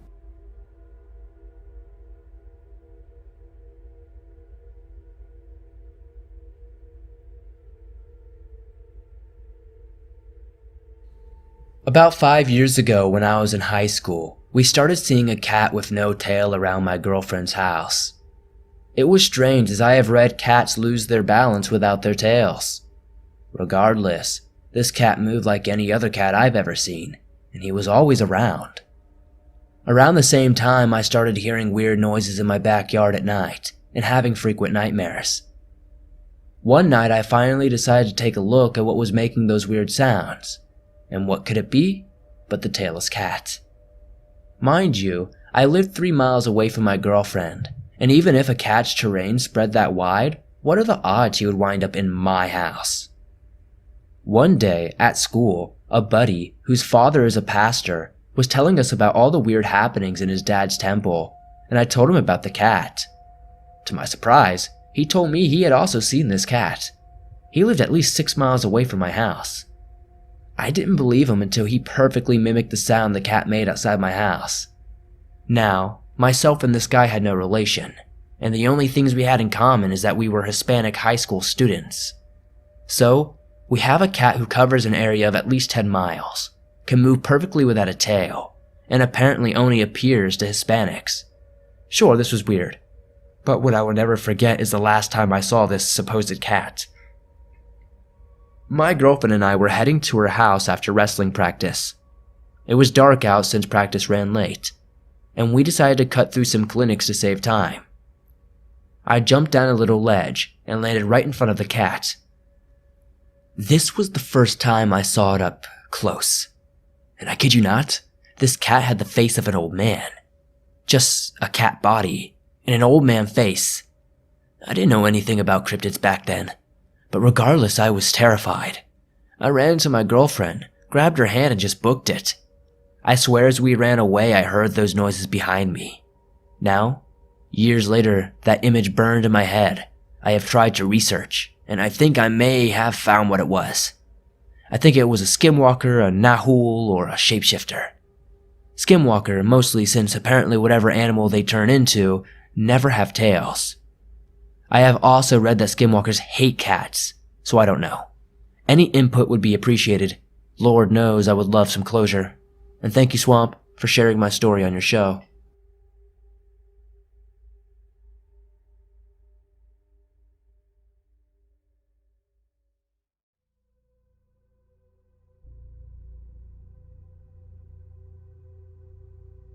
Hey Swamp Dweller, my name is Rain, and I am a 25-year-old male living in Missouri. I will state that I am an atheist, and the Dogman is the only thing that I can say is not supernatural. My first encounter takes place on December 20th, 2017 at Anna M. Adams River Access. My first trip was alone in November or October of the same year. If you're leaving Lebanon, Missouri, on Highway 32, and continue into Falcon, you will come up on Highway K on your left. There is a sign there with a raccoon on it that has the access name on it. Turn down K and continue to Dawn Road. It is the first road on the right. The whole turn here is surrounded by tall pine trees. Dawn Road is an unkept road that leads through dense forest and then a big farm afterward. I recommend a vehicle with 4x4, especially if it has rained or snowed in the past few days. Past the farm, continue straight. You will pass a house on the left before a sharp turn with a guardrail. The turn left before the sharp turn right is the driveway to the access parking lot. I put out the directions for other investigators and warnings for those to stay away. Can't stay away if they don't know where it is. At any time of day, this is an eerie place. Dead silent. The river the access is connected to is the Das Kanade River.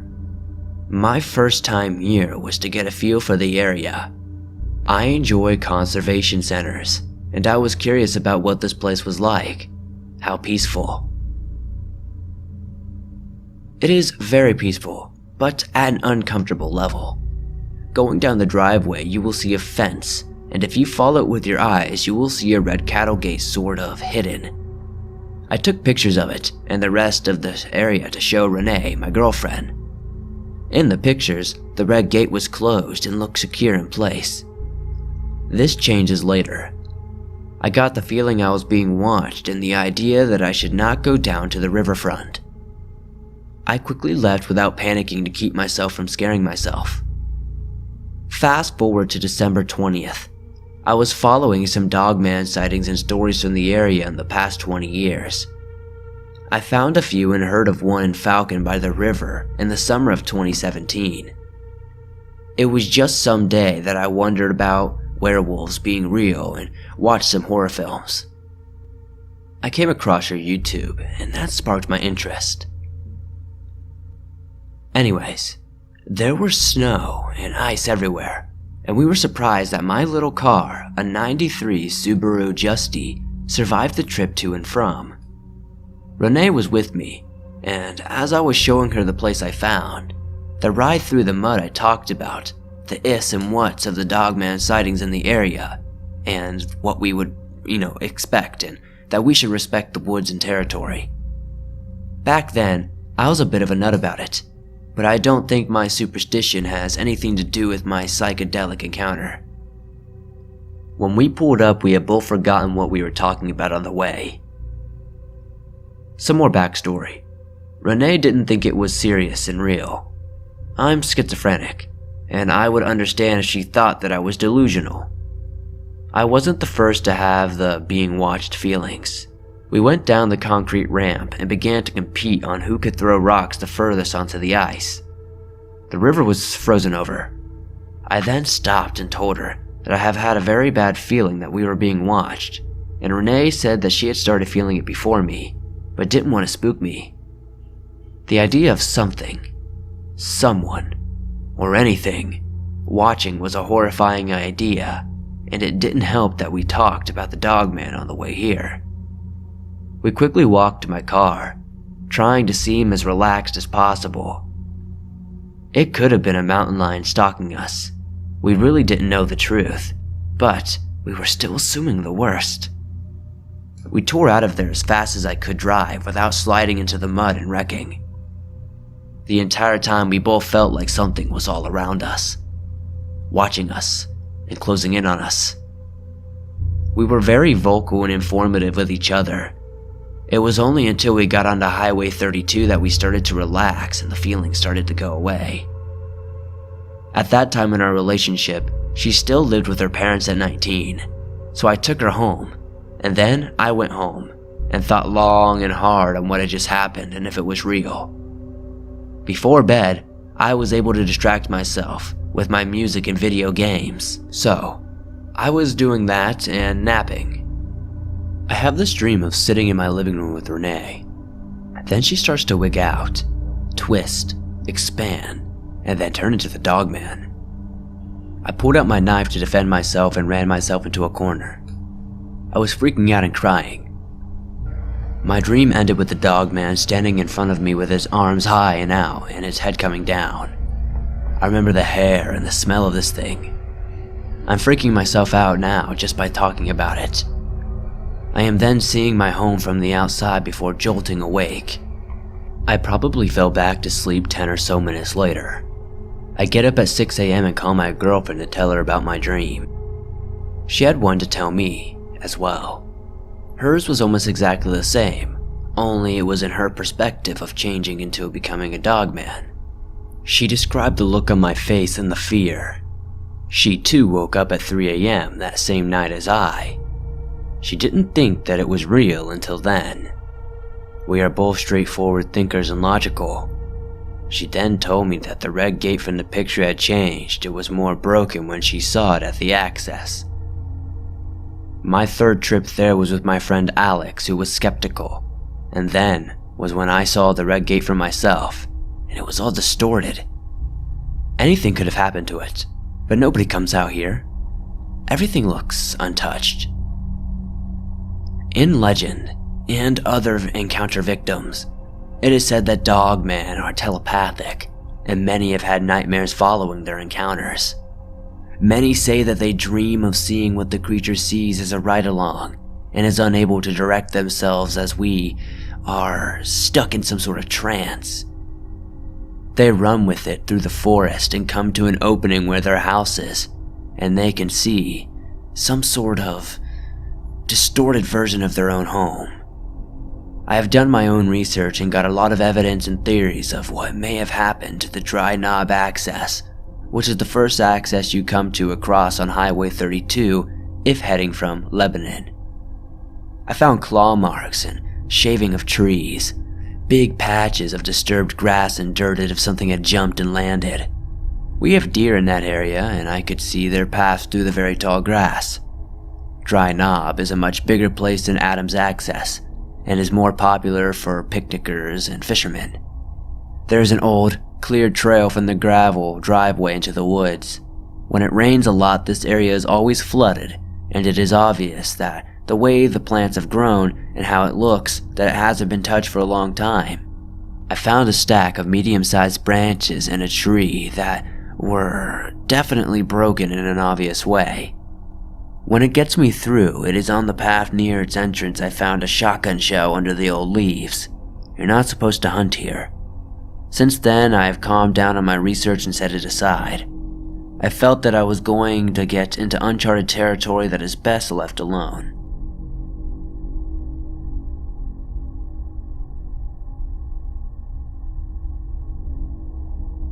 So, my friend, my sister, and I were exploring this abandoned mill near my house last night.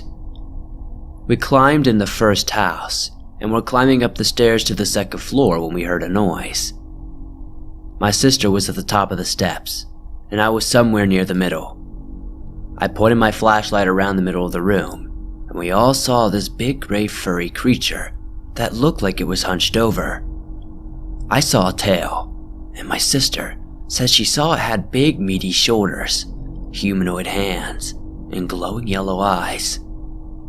We quickly realized whatever this thing was, it was probably not too happy with us being in its territory. We swiftly got the heck out of there. What really sent chills down our spine was the fact that when we walked around the house, we noticed that there was a ladder going up to the second story. In order to get into the house, we had to step up on this barrel and climb up onto a metal pole to hoist ourselves up to the entrance, which was about 7 or 8 feet off the ground. That means whatever this creature was, probably could not have gotten up there the way we did. If he used a ladder, it was definitely something humanoid and messed up. Once we got back home, we did our research about possible animals it could have been, and living in Virginia, there were not many animals that resembled the creature that we saw. It was too big to be a fox or a cat. It had different fur than a wolf. It had a tail, so it couldn't be a bear. This led us to do more research into cryptids. We came across the stories of Dogman, and when we looked at the pictures that came up, it seemed to resemble what we saw.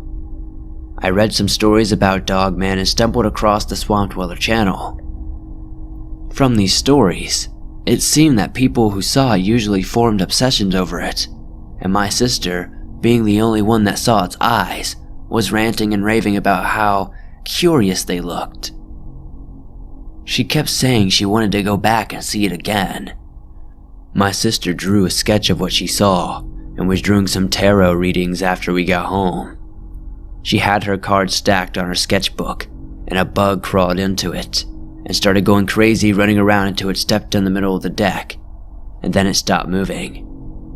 My friend picked up the top card, and it was the Wolfman card. We're thinking of going back to investigate soon, but I just wanted to tell this story to let you know that there may be dogmen in Virginia.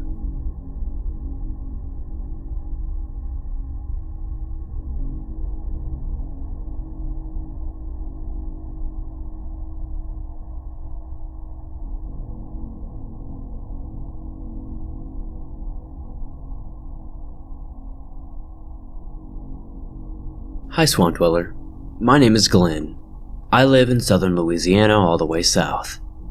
I won't give an exact location, but it's about an hour from Baton Rouge and 2 hours from New Orleans. I have lived here all my life. I grew up hunting and fishing ever since I could hold a gun and a fishing pole. I thought I had seen every animal that they had to see in the woods, never believed in Dogman or Bigfoot. Well, now my friends, I can tell you with 100% certainty, they exist. Where I live, I owned 58 acres of about half hardwoods and swampland. Well, my encounter happened around 2 years ago. See, where I live it's in the woods, in a trailer behind my mother's house. I have no driveway. It's a dirt path that runs through a small section of woods that separates my house from my mom's. Well, anyways, it was 4 a.m. when I got up to go to work. I got dressed and was getting ready to leave. I went to let my dog out to do his business. He is a 145-pound pit bull named Bear, and he was acting very weird. He would just stand in the doorway and growl and whine. He would not go out, and when I went to leave, he kept trying to get between me and the door. So I just pushed past him and started walking up to my truck. It was still dark, and all I had was a keychain light, and it was not bright, barely enough to light up the path. As I started my way up to the path, something just didn't feel right. It's hard to explain. It's like the air was heavy, if that makes any sense at all. And all I could smell was this musky piss smell. I kept walking and kept going forward, trying to brush it off. It's about 275 yards away from my house at this point, where my truck is parked. About halfway through the wooded part, I could hear something walking behind me crunching leaves. Every time I could stop, I would hear it abruptly stop as well. I would shine my light, and I could see these two greenish yellow eyes about 4.5 feet off the ground. The hair instantly stood up on the back of my neck, and this wave of fear came over me. Like I said, I have hunted and killed everything around here.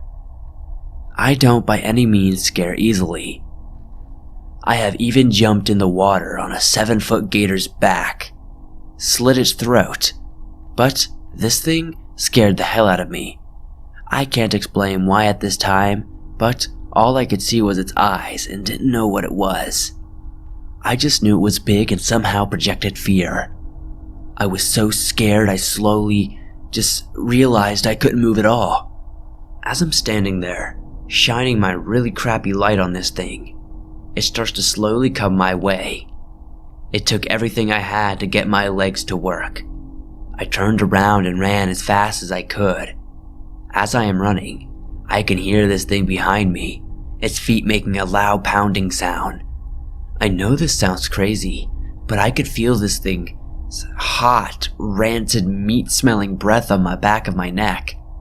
I don't know how, but I made it out of the wooded part of the path. I had about 45 yards to go to get to my truck. I'm fumbling to get my keys out of my pocket. Thank God the car was unlocked. I jumped in my pickup truck and immediately hit the lights. It was parked facing the woods. When I light up the path, I just about peed my pants. If I would have needed, I would have. It was a creature out of my worst nightmare. Just thinking about this thing is giving me chills as I'm writing this. This thing was at least 7 to 8 feet tall. It kind of looks like a werewolf from the movie Silver Bullet.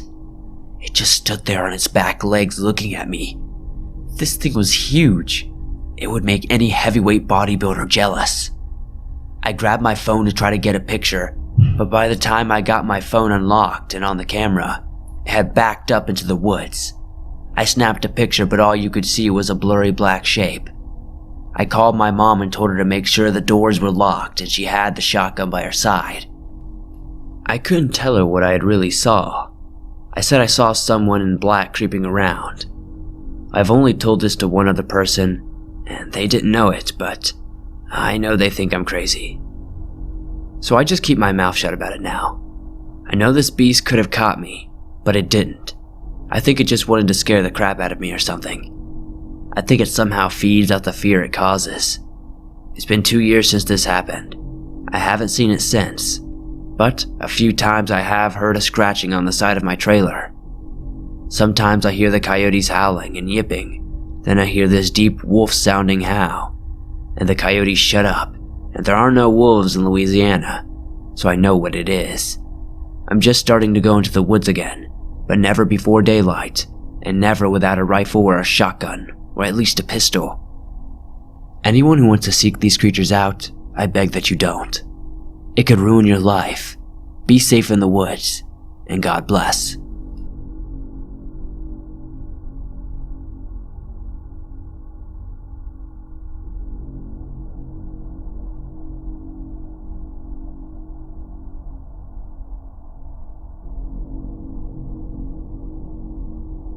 My story takes place 4 years ago when I was just 14 years old. I wanted to go hunting out on our property, which is about 370 acres in total. It took some convincing, but my old man finally agreed that I could go hunting on my own. When it was time to go, I was absolutely excited. I grabbed my molly bag and crossbow before jumping onto the dirt bike and setting off on my hunt. It was about 8 in the morning when I got to my grandpa's property and saw all the no trespassing signs. I ignored these and sprayed doe pee on all of my stuff to make sure nothing would smell me. I rushed off to my favorite tree stand. I'm on my way up to my tripod when suddenly I hear a loud thump. A tree fell, but I thought it was coincidental at the time. I continued my climb. Another tree soon falls, and I stop. I'm actually worried at this point, and looking into the distance. Suddenly, there was a high-pitched scream in the distance. I couldn't describe it too well, as I'm pretty much deaf and have an implant in my ear that helps me hear. It was when I was almost at the top, I see a monster buck running for its life. I quickly slide down and grab my crossbow when I suddenly see this huge dog-like figure staring me in the eyes. It's now standing on its back legs. I was too afraid to move when my great-grandfather shows up on an ATV and yells at me to get on. I hop on and he and I leave. Later on, my hunting pal, I'll keep his name private, mentioned to me a story about a black dog-like figure that would prowl the woods. I believe it was the Dogman. If you ever encounter one, just run.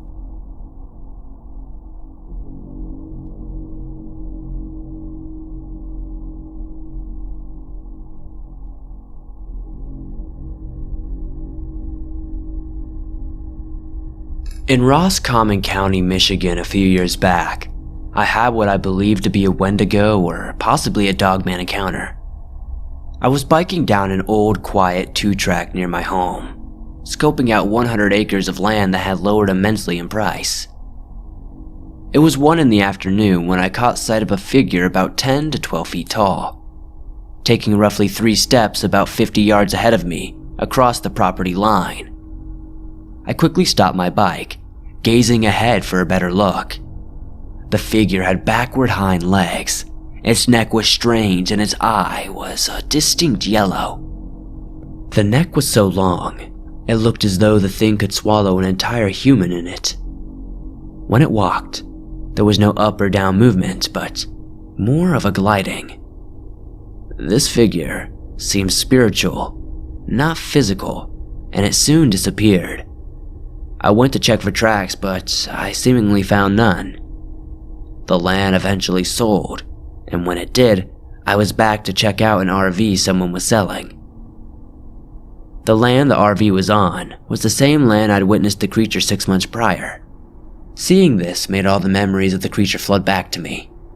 I wanted to ask the elderly owners if they'd noticed anything strange while out here, but I also thought that might be bizarre. I was there on business, so I had to be careful on my wording. Knocking on the couple's door, they opened up. I told them I knew the land well and was curious if they had seen any wolves or wildlife around the area. The couple smiled and went on a heavy rebuke of wolves. I then changed the subject and went inside the RV to find walls covered in wallpapers of wolves, pictures of wolves everywhere. There were also many references to Indians and dream catchers. I never did buy the RV, but I believe what I saw 6 months prior was a Dogman or maybe a Wendigo in spiritual form or something.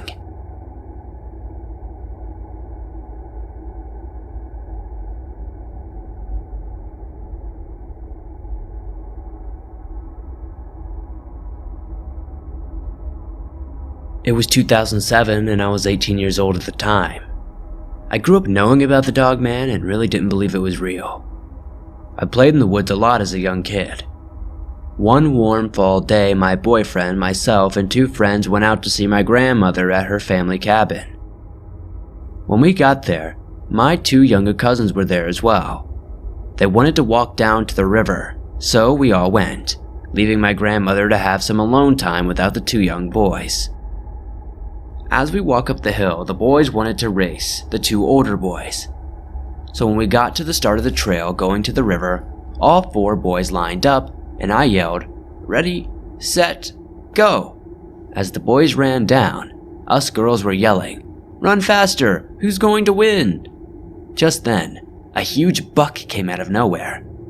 My boyfriend grabs one of the young boys out of the way. I saw the buck and looked to see where it had come from. My family is very into hunting, and we hadn't been quiet by any means. This deer should have heard us long before we were close and ran off before we saw it. As I looked to where it came from, I couldn't believe what I was seeing. It was like my brain and I were fighting to make sense of what was happening. A huge black dog standing on 2 legs was standing there. It looked like a man with a dog's head. It wasn't looking at me. It was looking at my boyfriend. It looked to be out of breath like it had been running. I looked at my boyfriend and he was looking at it as well, but the others were watching the deer. When I looked back, I saw it run back down the hill. I ran up to my boyfriend. His eyes were wide and he looked at me. All I could say was, yes, I saw it too. The young boy and our 2 friends didn't see it, so we went to the river and back to the cabin. We left and my boyfriend and I really didn't talk about it. Later that night, some more of our friends came over and all the boys wanted to play Guitar Hero. As they played, I took a picture of them. Now my boyfriend and I live in a very old farmhouse. The windows are floor-to-ceiling windows. They are about 6, maybe 7 feet tall. In one of the pictures, you can see my dog laying on the floor asleep and all the boys are in one picture. Well, it was about a week or 2 after the picture was taken that my friend wanted to see all the pictures I took that night, so I put them on my laptop. She was looking at them and she yelled for me and my boyfriend to come. She zooms in, and in the top corner of the window was a dog's face with its mouth open. We couldn't believe it. After she left, my boyfriend and I sat there looking at it. Had this thing followed us? Or had it found us somehow? Was it mad about the deer? It was terrifying.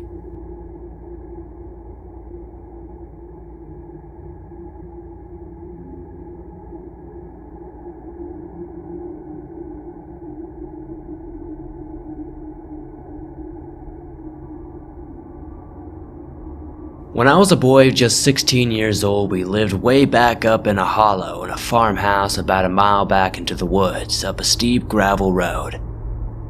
It was the only house in that hollow. One night, it was winter, my dad woke me up in the wee hours of the night, handed me a 12-gauge single shotgun, 3 double-aught buckshot shells, and a flashlight, and told me to go out and shoot whatever varmint was spooking the pigs. So I got up and quickly pulled on my clothes and boots and went out the back door. I made it as far as the back porch, then froze in my tracks when I saw what was after the pigs. I shined my light onto something right out of a werewolf movie. It was bent over the rails of the pig pen, grabbing at the pigs as they ran back and forth and squealed. When it saw me, it stood up and bared its teeth and growled at me. It was at least 7 foot tall, maybe even taller. It had the upper body of a professional bodybuilder. It was covered in black hair and had a head like a huge German police dog. I would never forget those pointy ears and snarling snout. I raised the shotgun holding the flashlight against the barrel and shot it right in the center of its chest. I was about 40 feet away from it and seen the hair part on its chest where the buckshot hit. The buckshot didn't seem to affect this thing much at all. My sister came out behind me to see what was going on. She had turned on the porch light on her way out. She gasped when she saw the thing. She said, "Gee, what is it?" in a shaky voice. I said, "I don't know. Go back in the house." I broke the shotgun down, ejecting the spent shell, and dropped another one in the barrel and clicked it shut. The beast went down and snatched up a pig with one hand, and with the other hand pushed the pig's head back, and I heard a loud pop. It had broken the pig's neck, killing it instantly. The pig went limp and the beast threw it over its shoulder. Then it bared its much too long teeth at me and growled again. As I raised the barrel of the shotgun towards it, it turned and leaped at least 15 feet in one bounce. It ran towards the tree line. I fired at it, aiming for the center of its back. I think I hit it again, but I can't be entirely sure. Then, with another impossible leap, it vanished into the trees. My dad came out and said, "What, was it a coyote?" I said, "Dad, I don't know. I just know that it was big. I don't know what it was, but it got one of our pigs." Dad said, "Didn't you hit it with your shot?" I said, "Yeah, Dad, I hit it with the shot. I think I hit it at least once, but it ran off anyway." "I don't know what it was, Dad." My dad said, "Well, unload the gun, hang it back up, and go back to bed." G was visibly scared as he told this story. He said he and his sister had talked about it at the bus stop the next day. They decided to keep what had happened to themselves as they figured no one would believe them anyway. He told us that we were the first ones he had ever told about the encounter. He swore that every word of it was true. I don't know if this thing G saw is real or not, but I do believe that he saw something and shot it. I think it may have been a Bigfoot that threw those small trees and made that god-awful screaming that we heard. I think G may have seen a Dogman. When I wrote of my encounter to the BFRO, they called and asked permission, and then sent 2 field investigators to my house within a week of getting the report. They didn't seem to care about anything. They wanted to go back to the spot where we had camped. I took them close and pointed them in the direction, but we would not go any closer than a few miles of that spot. Also, before I end this story, I do need to mention that there was a military presence seen by many who lived up there that year, both on the ground and in helicopters. But anyway, these accounts are entirely true. Thank you for your work and keep up the fine narrations.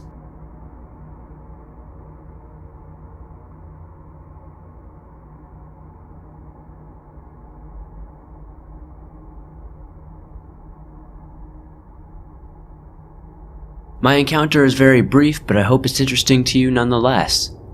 I was deer hunting, and I kept hearing something rustling around my stand, kind of like in a circling motion. I kept getting glimpses of something through the scrubs. I thought it was a hog or something like that. Then I got a horrible stench like a skunk mixed with a wet dog, and something dead. What I saw next, I will never forget. This thing was like the biggest dog I have ever seen. It stepped out of the bushes. It was on all fours and quickly went back in. I saw this thing for only a split second, but I know what I saw. Honestly, I wasted no time after this. I was pretty sure I had just seen the Michigan Dogman that I'd heard about all my life. I packed up everything I could as quickly as I could, and I hauled ass out of there. I don't hunt anymore, and constantly am aware of things around me since we live in the woods. What I saw, no man could stop if it wanted to. Thank you for sharing my story. I know it was super brief and I only saw it for a second, but I'm positive it was the Dogman. There's no way any natural wolf or dog could be that big, even on all fours.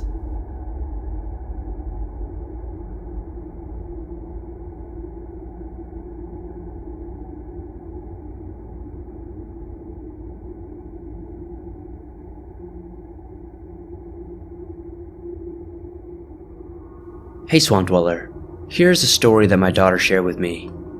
So, what happened was, my daughter, who was still at home in her first year of cosmetology school, and a friend had gone to Wichita to a show, and on their way home driving on a country road to cut over from a highway to our house, came around a bend in the road. Their headlights swept across the road in front of them, and standing by the side of the road, near the guardrail of the concrete bridge, was what they described as a werewolf. The girls were so frightened when telling me that it took them a bit to calm down enough to get some sense out of them. The road is a north-south road. The sighting was a quarter-mile from town. The bridge is just a small one that goes over a runoff creek, and my guess is the Dogman was too big to go under it, but had to go over it instead, and was coming up the draw from the creek bottom. They were in the wrong place at the wrong time. My daughter's car was small, a Chevy Cavalier, and she said the lights didn't reach this thing's face, so they didn't get any eye shine. But it was huge, it was black, and the height and width of a cow, on all fours. All they could focus on was the muzzle and the huge razor-sharp teeth when it peeled its lips back and snarled at them. She said it could have reached out and touched their car if it wanted to, but it didn't. She screamed as she stomped on the gas. They were both looking behind once they got into town, because they were so worried that it was chasing them. She wiped her eyes and said, "I think we saw a freaking werewolf, Mom." I seriously remember the hair standing up on the back of my neck. After asking her if she was sure she hadn't seen a Sasquatch, and her saying, "Mom, you don't understand, it was the biggest wolf I had ever seen in my life. It wasn't a Bigfoot, it was a werewolf." I just had no idea what they saw, but they were very scared, and I told her to never drive on that road at night again. I felt kind of hopeless. Flash forward 10 years and I hear a story on YouTube on your YouTube channel called Dogman, and the light bulb came on. I was like, oh my god, this is what those two girls saw here in Kansas, of all places. I sent her the YouTube video, and she was pretty shaken up but relieved to know that this was a real thing.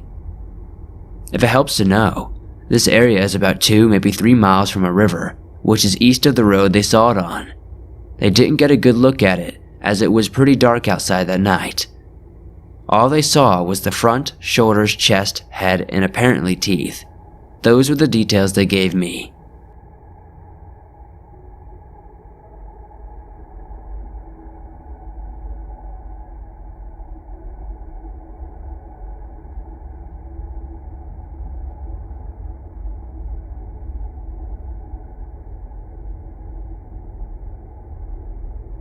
My family comes from the Dominican Republic, and you don't usually hear about a lot of supernatural stuff going on around, since they have a low belief in the supernatural. A little background on my dad. He is 6'1" and is very athletic, and loves fishing. Until one night, my dad came across what I believe is a dogman. Him and 4 of his friends went out one night fishing to a rural location, where one side of the road is full of sugarcane, and the other side of the road is where you can see the ocean, and if you're not careful, you can fall off and die. My dad says that everything was quiet. It was one of those times where you could hear anything. You could hear a lot of dogs barking and animals walking, he said. He had this strong gut feeling like someone was walking or watching him. He looks around everywhere and sees nothing. About 10 minutes later, and he goes to check around again, and nothing is out of place. His friend A says, hey, the nearest gas station is about 7 miles away, and it's really dark to go on foot. So they decide to take the motorcycle they had mounted at the back of the Jeep. My dad says that halfway back to the gas station he sees this black figure running through the hard sugarcane, like nothing, and he starts to think it's his imagination, so he leaves it alone at first. About 5 minutes after, his friend A stops the motorcycle, shuts off the engine, and tells my dad to be very silent because there's a black figure on 4 legs following them. He first thought it was a dog, but once he noticed the long human-looking legs, he knew it was something very dangerous.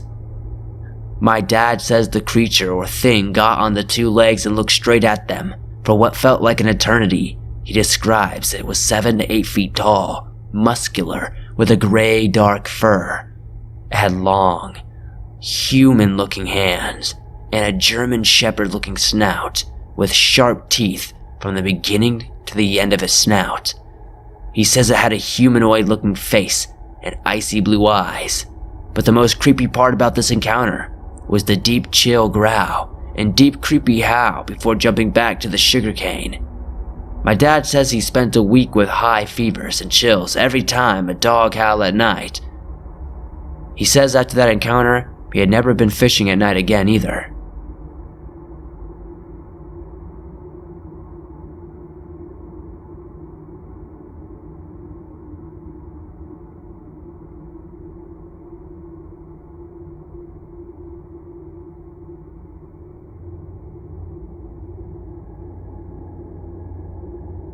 I probably sound crazy to you, but I have seen this thing twice within a 3-month span.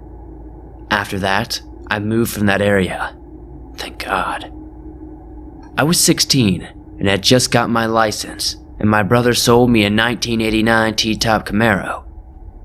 I was told about an old auction house out in the middle of nowhere.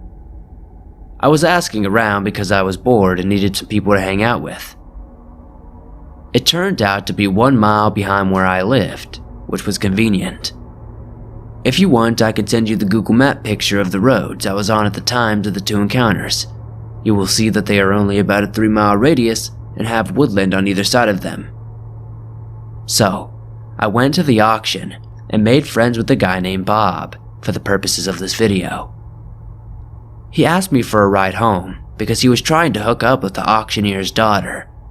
He let his ride go without him. So, we were staying over late because he was trying to hook up with the girl, like I said. After the auction had closed, it was about 11 p.m. and pitch black when we finally left. As I was going down the road the auction was on, we came to a curve that was closer to the wood line than the straightaway. As we started to go to the curb, Bob screamed to stop, so I slammed on the brakes, thinking he was crazy. Then he said under his voice, "Look to the right." I did spot a pair of glowing red eyes about 2 feet off the ground. I said, "Is that a coyote?" Bob said the eye shine reminded him of one, but coyotes were orange, not red. I said, "Well, do you have a weapon, and do you have a coyote permit?" He said yes to both. It is not uncommon for people to carry concealed guns in the countryside of Kentucky. He pulled out a .22 long revolver from his coat, then stood up out of the T-top. He draws his weapon and shoots, firing all 6 rounds into the spot with the eyes. He then replies to go grab our supper jokingly. I bent over to get a flashlight out of the glove box. As I bent over, I saw the eyes again, but they had gone from 2 feet to 8 feet tall.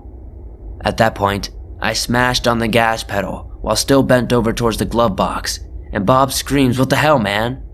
I replied we will come back and get it in the morning. We went back to find no blood and no dead animal. What we did find was one large dog-looking footprint and limbs broken off at about 7 feet tall. It's insane to think what could have been there. I've never told anyone about this afterward, but I know it was a Dogman.